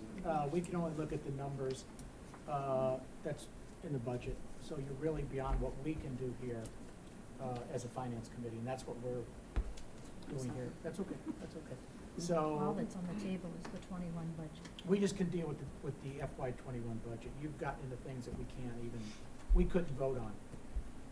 We could ask the chief, right? Well, this is a finance committee meeting that we're voting on the operating budget, and we can't take this forum. We can't do anything that's not on our agenda. We're restricted to that. But the Firehouse Location Committee is having plenty of meetings where you can go and get involved in discussions about solutions, so. I was just gonna recommend that, that's Yes, the ma'am. form for that. The 4 lieutenants, I might have missed it, what are they gonna cost extra, cause this is a FinCon, I know it's a money thing, and I just wanna. Oh, here they are. So that's just, I don't think you can say how much extra, but that's what their base is, right? Yeah, so it looks like, for the 4 lieutenants, and I know Jennifer usually has this right on the tip of her tongue, but we have it right here. 83,000, I'm gonna say 84,000 apiece. And change, and that's 84,158 if you wanna be more exact. No, that's not right. That's total, that's, so it's, I think it's in there somewhere, I think it's about 13 grand a year. Or the- 73 to 84. 13 total for all four. That's what it says in the budget. $13,702 for 4 lieutenant promotions. For all four. Oh, you asked what the additional cost was, would be. I was giving their salaries. Their salaries, yeah, the additional. And then, I just, not tonight because he won't have it, because he didn't have it, but at some point, if we could find out for future planning, if we've lost how many and how many we've gained, because I really feel that, you know, we keep saying this number 8, and it could be 14, you know, I mean, at the forum, we went through this, what is the magic number? And I don't think there is a magic number, but not to shortchange. Of how, I just want, of how many we need? Firefighters we need. Okay. Yes. Yeah, I just wanna make sure we understand what Because you're honestly, asking. it's really hard to figure out, and he didn't even have the answer, and he lives it and breathes it, so he couldn't figure it out tonight, right off the top of his head. So if that just came up, it would be great. Thank you. So you wanna, I just wanna be clear, you wanna know, cause I'm hearing two things. One, you're asking how many we've lost, but are you asking how many we need right now? How many we've hired in the last 5 years, how many we've lost over the last 5 years, and how many we are projected to finally have at the end of this fiscal year. Thank you. Okay, anybody have any other questions, concerns? Anything else? Peter, you got anything? Wanna wrap up? We've strayed a long way from the operating budget, but in the interest of efficiency, I did have a question that straddles the 2 items on the agenda. And so, since we just talked a lot about how long it takes to provide service and what are the risks of different deployment models, I have one question based on the answers that came to 2 of the 31 questions. So I can ask it now, and let me try that. Does it deal with the operating budget or with the warrant? Well, article? for the last 45 minutes, we really haven't been dealing with the operating budget, I'm saying. And I would just like to put a cap on it by asking this question. Yeah, let's just stick, let's close this out, and then we can move into that question on the next item. Oh, well, that isn't what I was saying, but I'm willing to do whatever you say, chief. Okay. So we have no more, so the motion is for the operating budget for the fire rescue department, $7,732,968. All those in favor? Aye. Opposed? No. Thank you. We have, and, 1 no. Nick? There was 1 no. 1 no. Yeah, that would make. Okay, the next item on the the agenda is warrant article 14, hiring 8 additional firefighters, and that's Sue is gonna present that. I move Article 14 for discussion. Sue? It's been a long time since this committee's looked at an override. I think we all have a lot of feelings about raising taxes on the public, or considering it, and our need to present it to the public. We have a lot of information that's been handed out on adding these firemen. I'd be glad to answer any questions. I would hope that we could hold off on a vote for about another week. Jen and I are working with the retirement board further up the line than just ours to see if we can nail down a smoother number. We're not happy with the number. Could you explain that more so everybody understands what we mean by a better number and what exactly is the concern? In hiring the firemen, the numbers that we got to hire a new position were in the $160,000 to $170,000 range to hire the new person on board with benefits. For each one? For each one. And part of that huge number for hiring that new fireman is the retirement benefits, which now have to be paid in full by 2032. So by the time these firemen actually come on board, we have 10 years to fully fund their retirement. Because the retirement has to be fully funded by 2032 with, I believe the number was around $77 million in the till. And there's a formula to figure it out, and the number came out to around the same amount as we're gonna be paying them in a salary a year. And we're not happy with that number yet, so we would like to hold discussion until we have more clarification. Could you let everybody know why we're having to fund this thing the way we are? That the requirement to fully fund? The requirement to fully fund it happened in the beginning of 2008 and 9. It came in front of the people up in the state. And in 2011, Falmouth signed on and said that we would fully fund it by 2032. So we have to catch up $77 million. This is not the OPEC benefits. This is strictly the retirement that we have to fully fund. OPEC is still, Could you tell everybody what that acronym stands for? that's the other post-employment benefits, health insurance and that kind of stuff. And that, it does not have the requirement to be fully funded, but we do fund it somewhat every year. Just to let everybody know, the amount of money we approved for the retirement account was about $8.7 million. Of that amount, $5 million goes to this catch-up. The rest of it pays the retirees, Right. If that's the correct number. Yes, it is, roughly. That's not exactly correct. It's not? Okay. Go ahead. The 8 million pays for the over 900 people who are currently covered by the retirement plan. And it's in two pieces. You've got what's called your unfunded liability from past service that we have agreed to pay off by 2032. And then it has the regular cost, which is called the normal cost, that you pay over the working lifetime of each participant in the plan.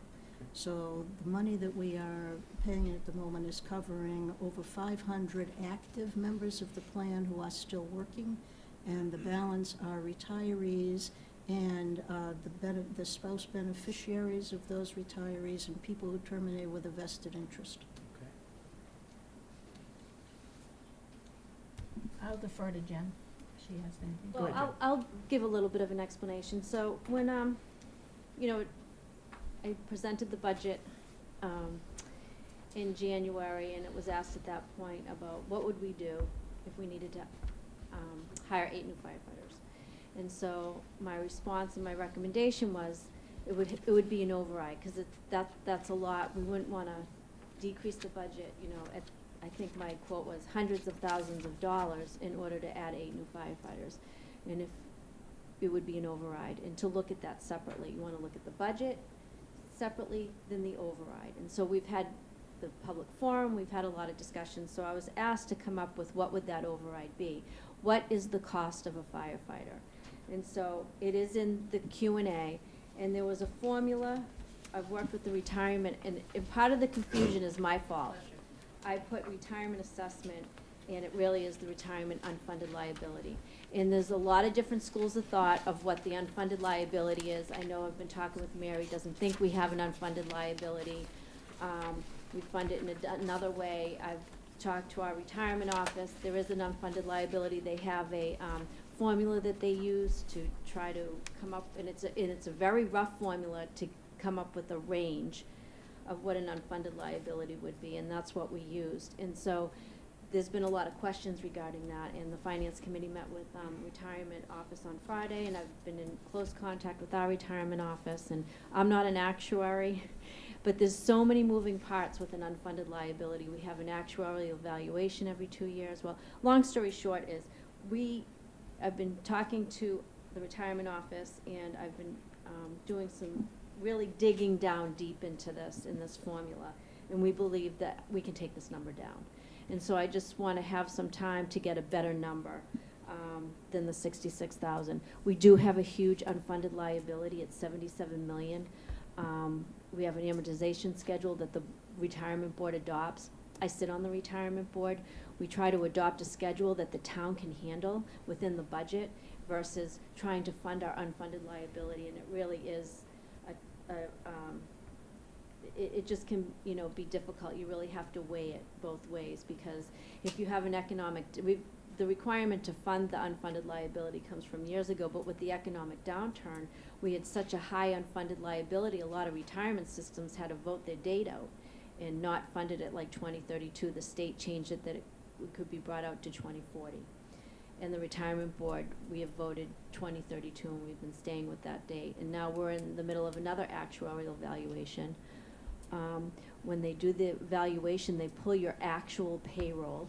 The firefighters won't be on the payroll for 3 years, but they'll still have an unfunded liability. And so my approach would be, with the number of the unfunded for the retirement assessment, is what I would do immediately is make a principal payment on your retirement assessment over and above what that assessment is, to bring down the unfunded liability, which would be a portion of the firefighters. After 12 years, I would take that and we would start funding the OPEB. And so that's been my thinking on it, but again, I've been working this number definitely can come down. And so I don't think this meeting is about the retirement assessment tonight. It's really about taxes. And do you want to vote an override for 8 new firefighters? Like I said, I can bring that number down, and I will have that number for you, but you can continue your discussions on, you know, the rest of what you would get for your override. Go ahead, Nick. Yeah, so Mr. Chairman, so we don't have we aren't gonna vote a final number because we don't have a final number, but I'm hoping that we can, continue to have a discussion about whether we wanna support an override for X number of positions. Is that correct? Yeah. Okay. So I just want to clarify, I mean, the reason that I didn't vote for the operating budget is because I am concerned that an override is actually going to fail. And I just think that, I understand Jennifer and Julian and you know, their desire to be very conservative in our budget and, you know, assume that every day is going to be rainy.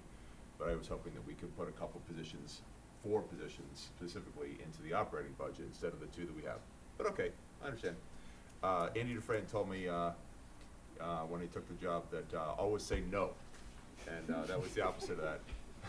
So he's probably happy that or would be unhappy with me for having wanted more. But anyway, so now so we're talking about the override, and again, I'm concerned that we might get nothing. And so I wanted to ask the Board of Selectmen specifically whether they would be, so the process here is that we make a recommendation as to what the appropriation amount is, on the order of 100 and something thousand per firefighter. And then we'll make that recommendation to town meeting. Town meeting would approve that number. But the selectmen will actually put the ballot question on. And I think I would like to see a tiered or a tiered menu or pyramid menu, it's called. And so what that would allow is we could put a question on, and actually the state specifically, as coincidence would have it, has an example of firefighters. And so the question would be, shall Falmouth be allowed to assess an additional X amount in real estate and personal property taxes for the purposes of funding 8 firefighter positions for the fiscal year beginning July 1? So that would be the standard question with no tier. But then we could add on a question 1B. Would we support, say, half that for 4 positions? Or would we support 1.5 times that for 12 positions? So we could have a tiered ballot question that would, let's say, support 4, 8, or 12. Because at the high school meeting, I mean, there were people talking about 16, which I find impossible to believe we would actually fund that. But there are going to be other people that aren't going to support anything. And so it might be reasonable to say, well, we would like 8, but wouldn't we take 4 if that's all the voters supported? Like, wouldn't 4 be better than 0? And so it's really, I think, comes down to a political question, hence I direct this to the Board of Selectmen, is would you be supportive of that? Because if you were, then I would like to make a recommendation that whatever we propose would be a conditional appropriation, conditional of up to X positions, you know, conditional on town meeting voting it, whether it be, what's the upper limit? I don't know, 12, I'll just propose 12, 8, 4, but it could be 6, 4, 2, it could be, it does seem like it should be probably even numbers and perhaps multiples of 4. Anyway, So Oh, sorry, go ahead. Just to Mike, explain a little you bit. need a microphone. Again, what Nick's talking about is, the way that vote works is if it, let's just say it is the numbers of 4, 8, and 12, it isn't that you have to get a majority of votes for one of those numbers. If you vote for 4 and other people vote for 8 and other people vote for 12, the 4 counts towards, or the 8 counts towards the 4. If I could, I'll just explain the way that the state recommends you add onto the ballot. They say the following language is recommended.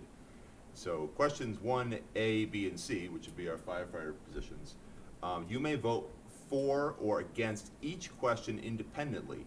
Each question requires a majority of those voting on that question to pass. If more than one question passes, the question with the highest dollar amount will prevail.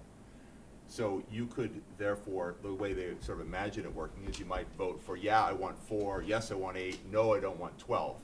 I suppose you could write, yes, I want 12, and no, I don't want 4 or 8, but that would probably be a bad idea. So if any of those questions get a majority, then whichever one has the highest would be the one that would go forward. So, if I may, I mean, I understand the sentiment behind it. I just worry that it's a confusing way to,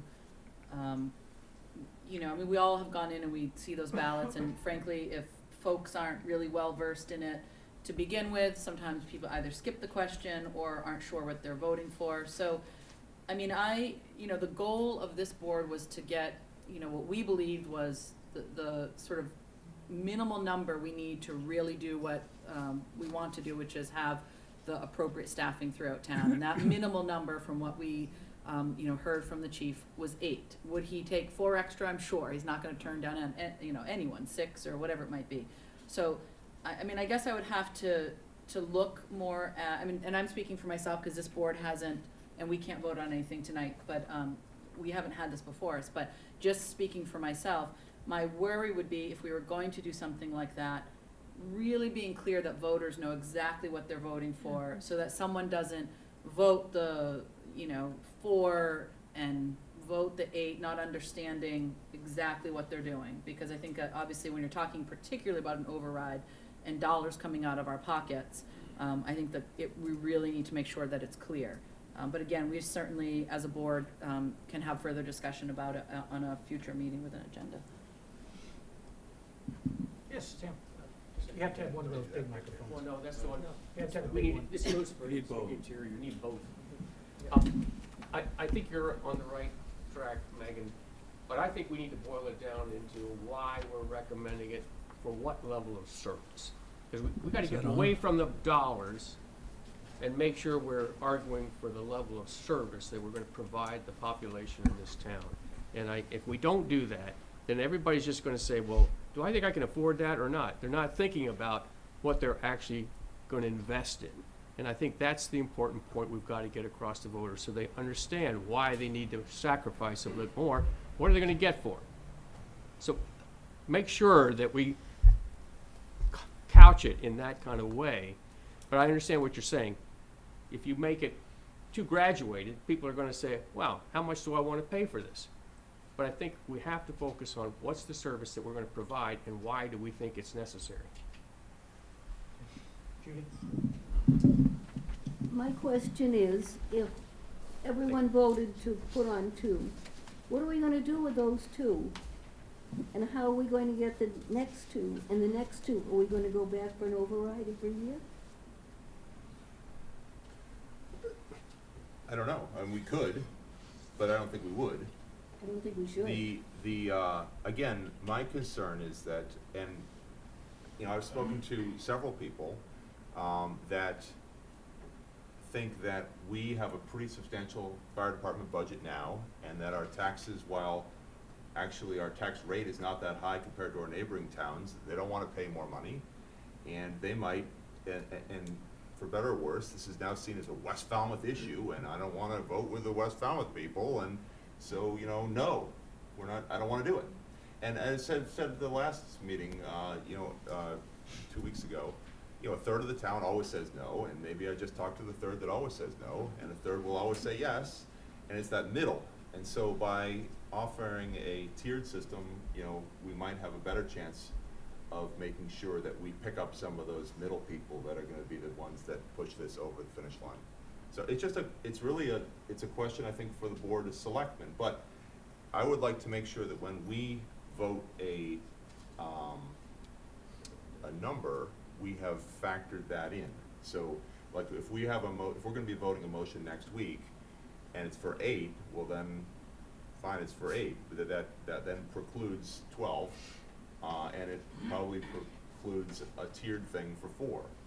But if we had a general sense from the board that they might entertain this, then we could consider language that would be more flexible and allow for some other variation. But you're right, I mean, in terms of, Judy, in terms of,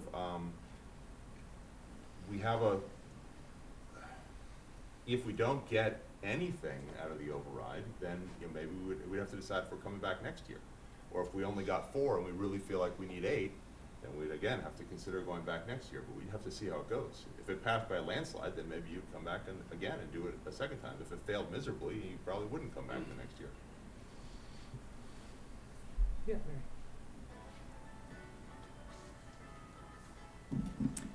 I think we should keep it as a relatively simple thing, and I think it should be the 8 firefighters. And I had a handout that was just for the finance committee because they're numbers that I've worked on myself, and I haven't been over them with either Julian or Jennifer or the fire chief. But I did them myself because I've been listening to what everybody has said, and I think we get confused with the numbers.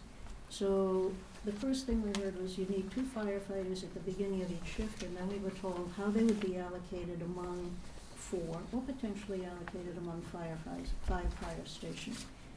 What you realize is the firemen work on an 8-day rotation, that they work 2 days out of 8, basically. They work 2 24-hour periods in an 8-day period. So for each 8-day period, you actually need 8 firefighters to cover that, to be your minimum coverage in any firehouse. So if you have 2 people who are going to be at the Woods Hole Station, you need to have 8 firefighters who are employed by us to cover that work. Everybody follow that one. Okay, now, if you take that number of people, that we need 8 people per fire station, times the number of 2-man teams we wish to have going out, then by the time you get done adding up just the 14 firefighters at the beginning of each shift, it turns out that we need 56 employees to cover that, plus those employees aren't going to be there all the time.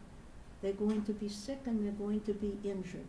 So in fact, what we have on our entire fire staff at the moment is 66 instead of 56, because you need them to simply cover the vacation and overtime. And when it comes to that overtime question, I listened to this gentleman, but I think he is thinking in terms of projects that he has where you have employees for 40 hours a week and you have a discrete task and you know how much time it takes them to get each task done. You would have a very different staffing model if it turned out you had to get your work done instead of over a 40-hour period. It turned out that you had to get it all done in 3 hours. So if you had to do it all in 3 hours, you would have to bring in an awful lot of people for overtime. The fact that our overtime budget is as low as it is, frankly, it's a miracle of management as far as I can figure out, because it's just a different way of looking at it. So when you look at that to say this is what we have now, and it's the minimum coverage that we actually need for 14 people at the beginning of each shift. Well, we really don't want just 14 people at the beginning of each shift, because you can't allocate them among the fire stations in a way that is equitable and covers where most of the need is. That 50% of that need is at the main fire station. That the minimum we need to add in doing this analysis is 8 people. 8 is the right number to add right now in order to get us just what I would call adequate staffing to meet the needs and the number of calls that are met at the fire department. And I heard the chief once say 16, 18 would be wonderful at the beginning of each shift. That would be, but that would require us to go in multiples of 8, because that's how your staffing is now if you've got 2 people on each piece of apparatus.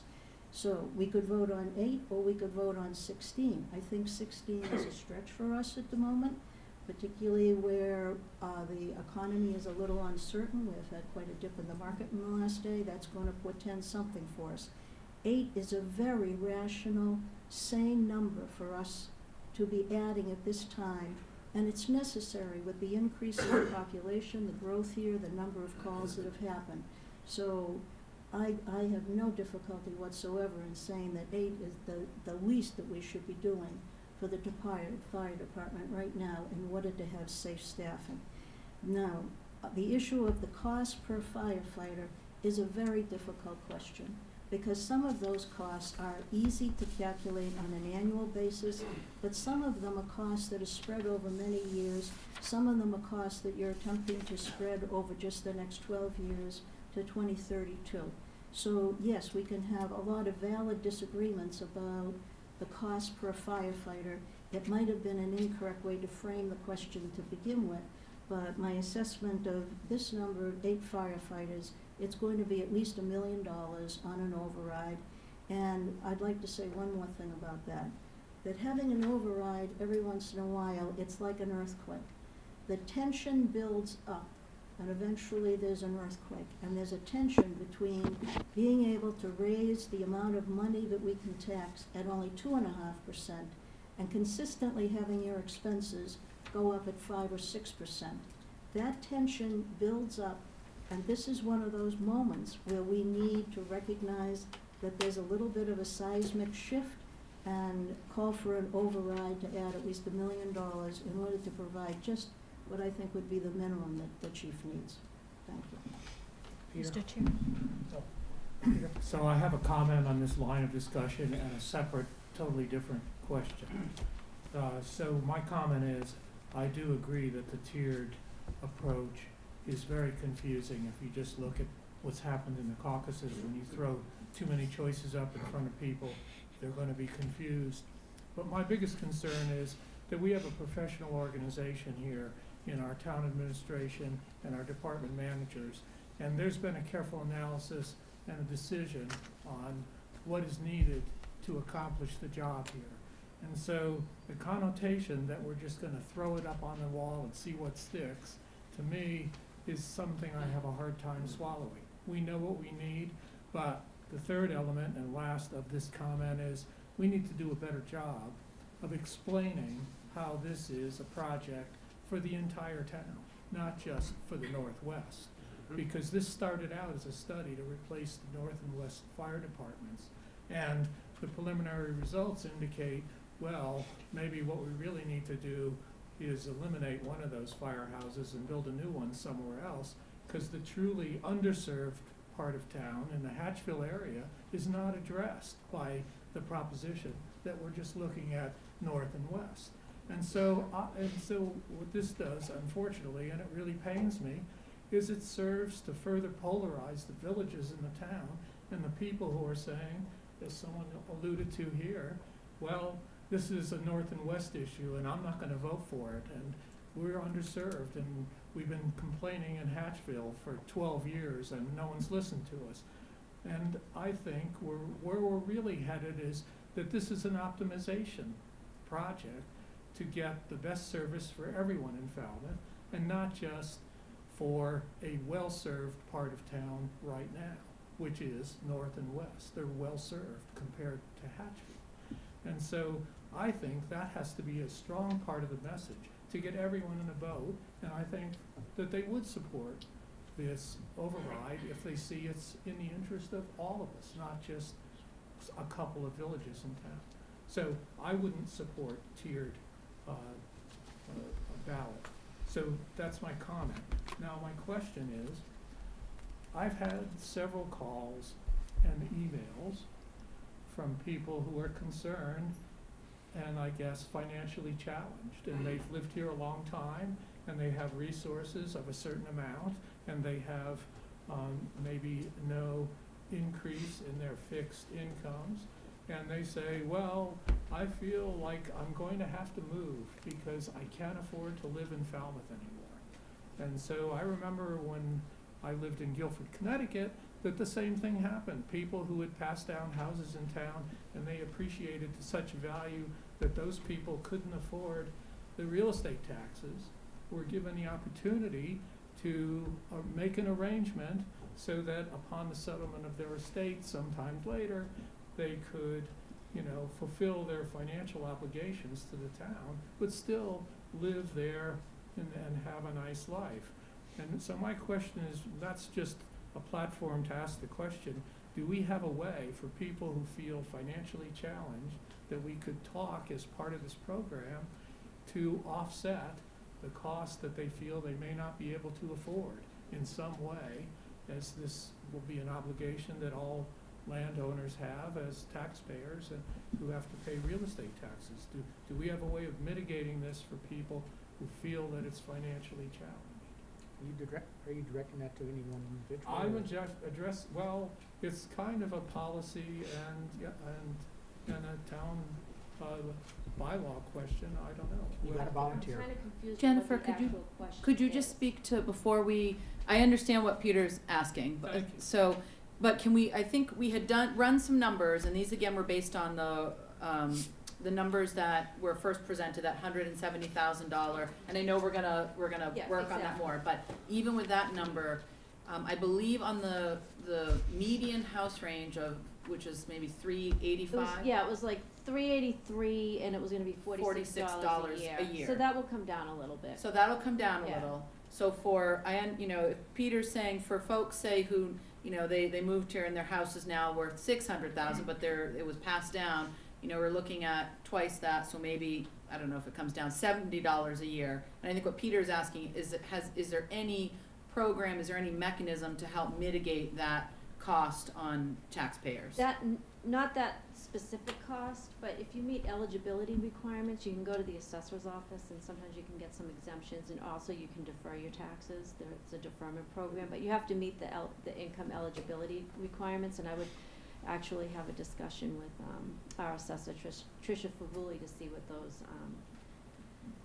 that is, but you wouldn't mitigate the override, it would be Right. your It would taxes. be all, and as a picture, your taxes Exactly. as a So whole. it's mitigating their ability to live in their home. I mean, mitigating the increased burden that they can't handle. And so I think it would be a legitimate part of the publicity about this program to say, we have ways of dealing with this if it's a financial burden to you, and let people know that there's a way of doing it if they want to pursue it. That's all I'm saying. Yeah, I mean, we actually highlighted a lot of this, if you remember, in the Little Pond sort of service area. But But I we think- can actually yeah. bring it up again and Yeah. say, you know, if you, with your property taxes and, you know, you meet these eligibility requirements, you can defer them or get a certain exemption. And I think just, I'm sorry. Go ahead, keep going. I was just gonna say, I mean, obviously, a component and why we started this process a while back, having the public forum and then talking about it on almost every agenda, is because the goal is to educate the public. And we are not gonna do anything until Finance Committee makes their decision, because that's part of the component of, you know, if we get sort of a green light and Finance Committee says we're behind it or gives us other thoughts to consider, then we're going to, you know, go forward, and that is part of the job, is to absolutely educate the people about every component of what we've talked about here tonight. The value of the override, why it's necessary, what it would mean, a lot of things that Mary spoke about, as well as Peter, you know, addressing some of those concerns that obviously pop up in everyone's mind. What does this mean for my, you know, bottom line and for what I can afford? So you're making me ask my last question now. That was my goal. And so what that is also within the question here, I think it was, number 26 was asked, if we got 8 additional firefighters through this override, then would that cover the needs for 5 stations? Because eventually, we have 5 stations now. If we eliminated one and put an optimized station, which would mean even more efficient service, my logic says, well, why would we need any more firefighters than the optimum number that we're putting into service after we get an additional 8? the answer to this question was the number of positions to effectively operate 5 stations will depend in part on the location of the new station. Well, right now, if you put it on Sandwich Road and everyone has 4-minute service time, then you could take that as a given if you need that assumption to answer the question. But I'm all in on the override if we're staffing the fire department to a level which for the foreseeable future will service 5 stations in the town. Thank you, Peter. Sue? So I Just- don't know who oh. can answer that question, but it's related to, if we add these 8 firefighters through the override, and we have 5 stations, and several years from now, we have an optimized station somewhere, and 5 stations to staff, will we have the right staff already in place? We're not looking at another override. Of course, we're looking at a way to fund the construction of a new fire station. That's something different.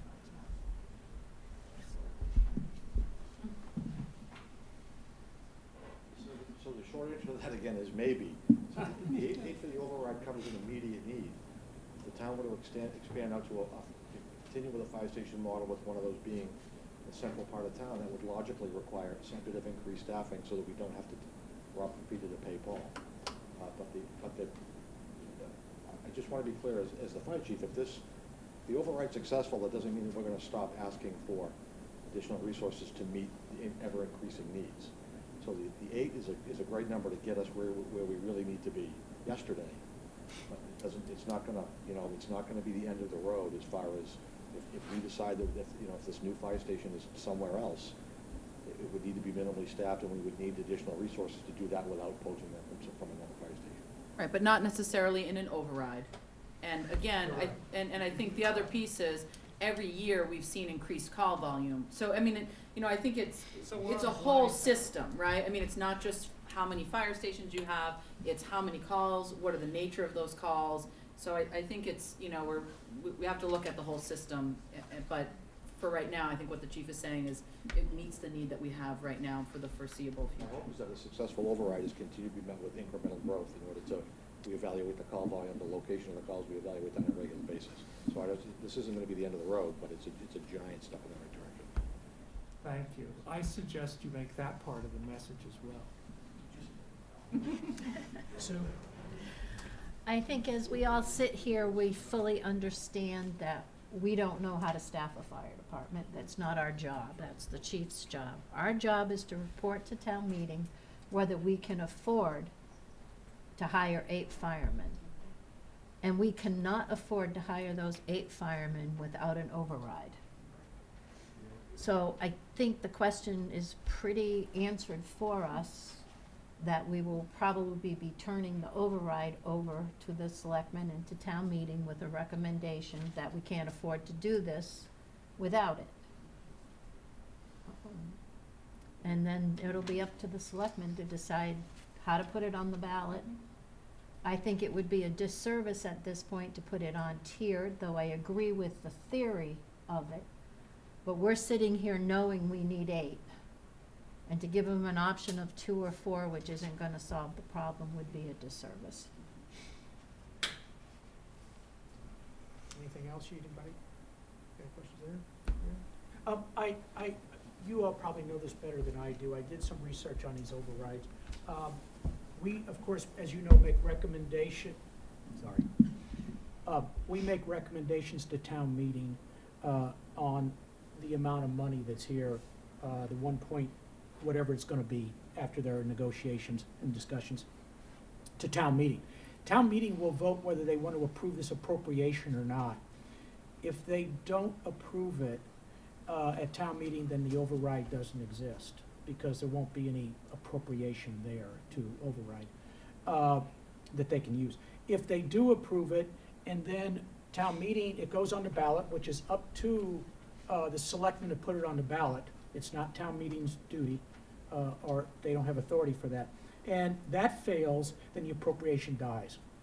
It's the end of the road for that. So just to let you know, that's, go ahead, Nick. Yeah, just timing-wise, I believe it's gonna be very tight between town meeting and the ballot question. Town meeting starts on April 13th, and the the annual town election is May 19th. It has to be 35 days, so you'd have 1 day. So I'd recommend you guys voted on the ballot before town meeting. There you go. So, anything else, anybody that's? But Keith, we will have a number by the time we vote this. We're not voting this tonight. No, we were planning to vote it next And we week. will have a number then? Yes. Okay. Yes, the current number right now, if you, I don't know if you all, it's $1,366,736. If you, $1,366,736. That's for 8 firefighters, a fully loaded figure. That's the number they're gonna work on. May come down. May come down, more than likely. I don't want to put pressure on anybody, but more than likely. That's the number whatever comes out of that, that's what we will vote next week, one way or another, whatever that number might be, right? Yes. Anybody want to have any questions for us or that we haven't asked about this? Please, that we can talk about this appropriation. Anybody would like to? Or it will wore you down. Go ahead. I think we're done. We're done. So Other business? we, if you have our agenda, we don't have any other business. Yes, did you have somebody? No. You say something? Okay. Second. Sorry. It's going too fast. All those in favor? Aye. That's the selectmen's meeting. Yep. Guys. Our next meeting, we have to finish this. Our next meeting is Tuesday, March 3rd, in the old Water Department room in Town Hall.